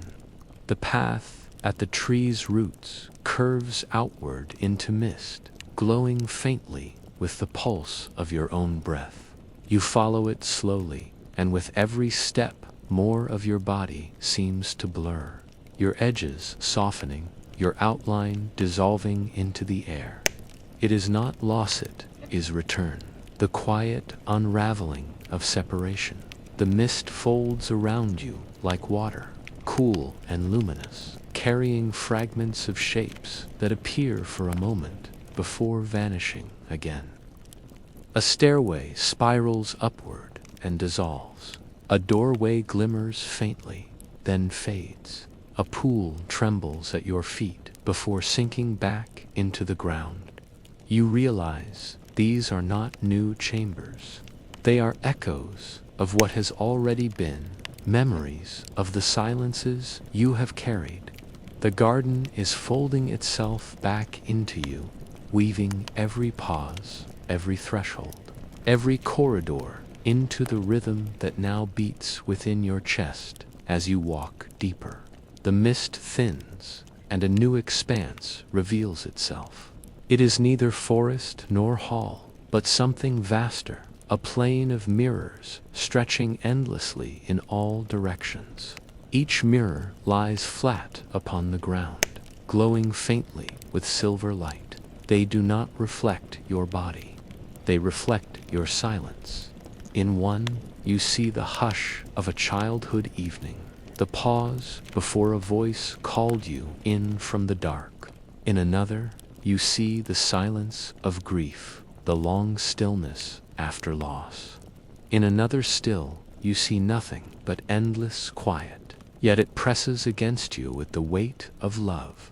You kneel at one mirror and press your hand to its surface. It ripples gently, sending waves of light across the plain. The resonance travels outward, touching every mirror, until the whole expanse trembles in rhythm with your pulse. For a moment, it feels as though the entire plane is breathing with you. Every silence you have ever lived, returning, recognizing, folding back into the present. You rise, and the plane shifts. The mirrors dissolve into streams of light, rising into the air and weaving themselves into a dome above you. It glows faintly, constellations rearranging, forming patterns that remind you of every gate, every figure, every pool. But now you see the truth. They were never separate. They were always the same silence, taking endless forms so you could learn to recognize it. The dome brightens, and a figure steps forward from its glow. Faceless, luminous, cloaked in silver, it stands before you. You have seen such figures before, but this one carries something deeper. Its stillness is not a guide, not a guardian, but a mirror. You look into it, and you do not see another presence. You see yourself the silence. You have become the rhythm you now carry. It raises its hand, and so do you. Your palms meet, though no surface touches. Instead, resonance flows between you, so strong it fills every vein, every bone, until you can no longer tell which of you carries it. You realize, at last, there has never been two. The figure dissolves into you, and you stand alone in the chamber, glowing faintly with the rhythm it has given. But you do not feel alone. You feel endless. The dome of light dissolves, and the ground beneath you opens into a staircase. It curves downward into shadow, glowing faintly at each step. You descend slowly, the hush growing denser, thicker, until it feels like the world itself has fallen silent, holding its breath in reverence.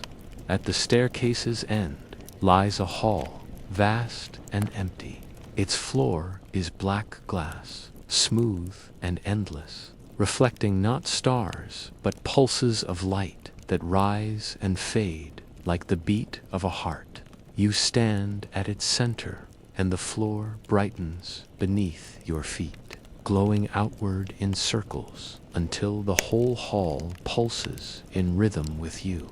The hush blooms so vast you almost weep, not from sorrow, but from awe. You have become the silence. Walls of the hall vanish, the ceiling melts into mist, and the floor dissolves until there is nothing left to stand upon. You are suspended in silence alone, luminous, weightless, infinite. The garden no longer blooms around you. It blooms within you. Every threshold, every pool, every veil carried in your chest like constellations waiting to unfold. For a long moment, you drift in the vastness. It carries you gently, like water carries a leaf, without urgency, without direction. You realize you do not need direction. The silence itself is the path. The rhythm itself is the destination. Then, faintly, a new glow stirs ahead. Not a corridor, not a gate, but a veil, soft and luminous, trembling as though woven from your own breath. The hush gathers, tender and inevitable, reminding you that though the garden has dissolved into you, it will continue to bloom. Each veil is not an ending. It is another unfolding. You take a breath and step toward it, carrying everything within: the mirrors, the rivers, the bells, the blossoms. The garden no longer waits ahead. It lives inside, inseparable, eternal. The veil before you trembles softly, woven from threads so delicate they seem spun from breath itself. It glows faintly, silver and pale gold intermingling, as though it carries the first light of dawn and the last hush of night at once. The silence gathers thickly around you, filling your chest until it feels infinite. You reach out, and the veil responds instantly, parting like mist touched by a breeze. You step through at once. The world dissolves, not into another chamber, not into another hall, but into vastness without form. There are no walls, no paths, no pools, no figures, only silence, endless and luminous, folding through you, carrying you. It does not surround you anymore. It has entered fully, threading itself into your marrow until you cannot separate what is yours from what is the garden's. You close your eyes, and the visions bloom. Not corridors or veils, but rhythms. You feel the pause before words unspoken, the stillness after grief, the hush of wonder that lingers when no thought can explain. Each silence glows, a constellation woven through your being, endless and tender. You realize then that the garden never existed outside you. It was always here, waiting in the spaces between breaths, in the quiet between thoughts, in the thresholds where the world holds itself still. Shapes form briefly within the vastness, not as places, but as echoes, a fountain of light spilling upward into sky, a staircase curving endlessly into itself, a faceless figure bowing gently, blossoms dissolving into your skin. They do not remain. They are reminders, tender gestures, dissolving as soon as they are seen. You do not ache as they vanish. You carry them already. The silence deepens one last time, blooming so vast it erases all separation. You feel yourself dissolve at the edges, your outline softening until you are no longer a body but a rhythm, pulsing with the same cadence as the garden. Your breath becomes its breath. Your stillness becomes its stillness. You are not walking through a dream, you are the dream carried forward, endless and unfolding. Time itself begins to unravel. Moments no longer follow one another. They bloom together, layered like petals, infinite and simultaneous. You sense every threshold at once, the corridors you have walked, the veils you have parted, the pauses you have carried. None are behind you. None are ahead. They are all here, within, alive in silence. You open your eyes, and the vastness glows brighter, not with light, but with presence. You realize that what you are seeing is not the garden, not memory, not silence. It is yourself, reflected endlessly. You are the arch. You are the fountain. You are the bell waiting forever to ring. You are the blossom falling and dissolving into skin. The garden is inseparable. It blooms wherever you are because you are its rhythm, its dream, its silence. Given form, the vastness softens, folding into stillness more delicate than breath. You drift within it, unhurried, weightless, tender, and though no corridor opens, no gate appears, you know the journey does not end. It will continue in every pause you take, in every breath you hold, in every silence that unfolds in the heart. You surrender fully, and the hush embraces you. The garden dissolves into you completely, until there is no garden, no dream, no separation, only silence, eternal, luminous, waiting always to bloom again.